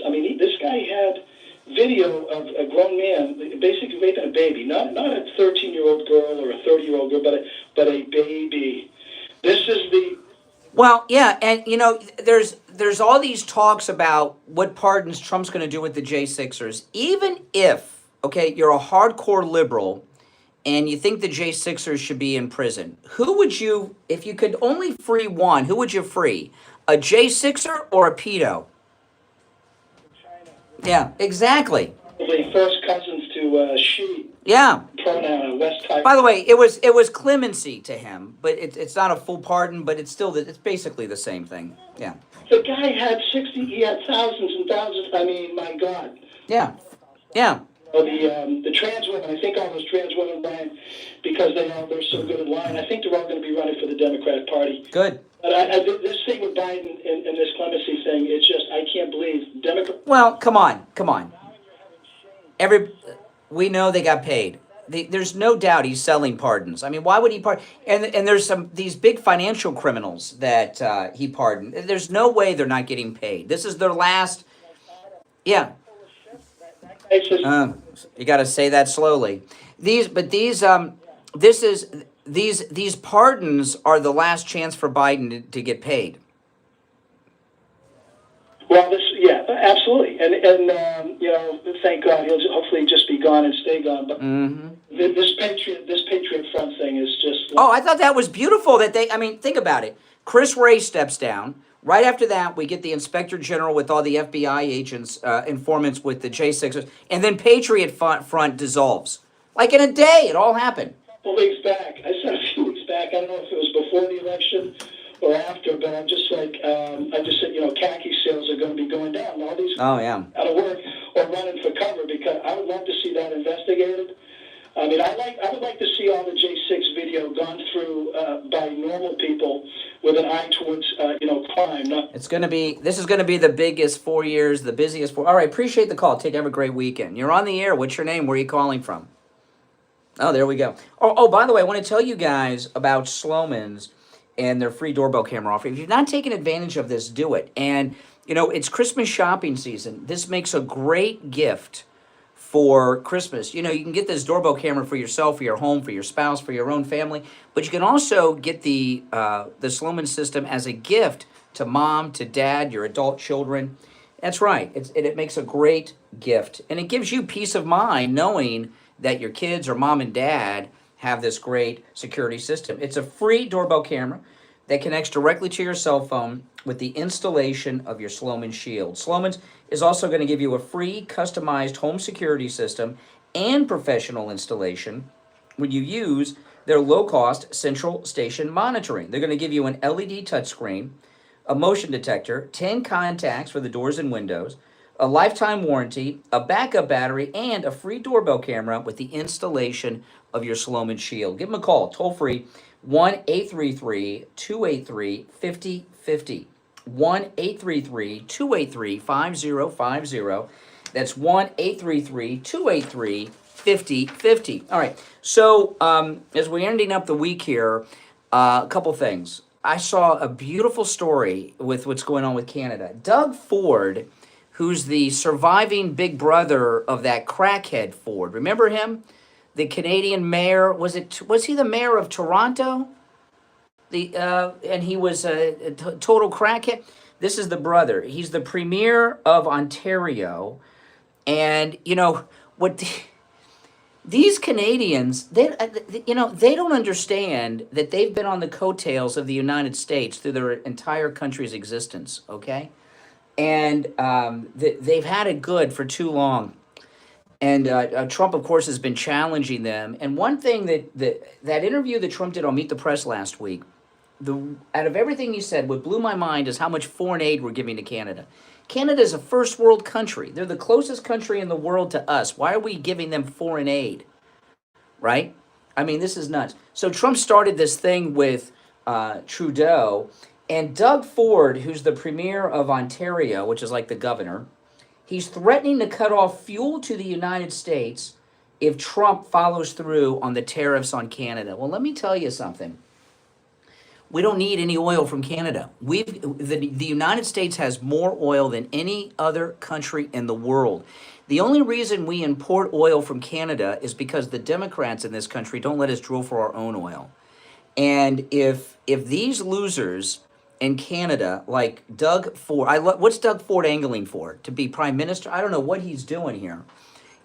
If Doug Ford or Trudeau think they're going to win against Trump, bring it on. I hope that they do cut off oil flowing into the United States. I really do. It's about time Canada gets put in their place. I love it. You know, have any of these people read The Art of the Deal? Do they watch what's going on here? President Trump, for 10 years, he's had the entire United States federal government, deep state, and Justice Department trying to destroy him and put him in jail. They've even tried to kill him a couple times. And look where he is right now. He's president of the United States again, with the biggest mandate a president has had in almost 100 years.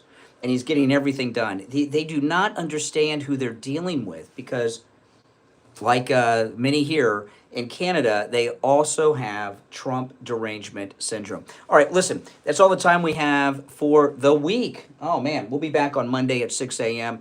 It's pretty good calls today. I appreciate that. The open phones worked out well because people had good content. We didn't get any of the frozen pea discussions that we've had on some open phone Fridays. So very good calls today. I do appreciate that. We'll be back Monday. Don't miss the Army-Navy game. President Trump will be there in person with Secretary of Defense Pete Hegseth. That's going to be exciting. My name is Brian Craig. You are listening to The Steve Kane Show, Florida's longest-running radio show on the radio since 1977, celebrating 47 years on the radio. See you Monday at 6 a.m. WSFS 104. All right, guys. Thanks for watching, guys. Blame Canada. Oh, my gosh. I haven't heard that in a while. That's right. Ever see Canadian Bacon with Alan Alda? Thanks for watching, everyone. If you're new, make sure you subscribe, all right? And if you're already subbed, do me the favor of liking the video. I'll see you next time.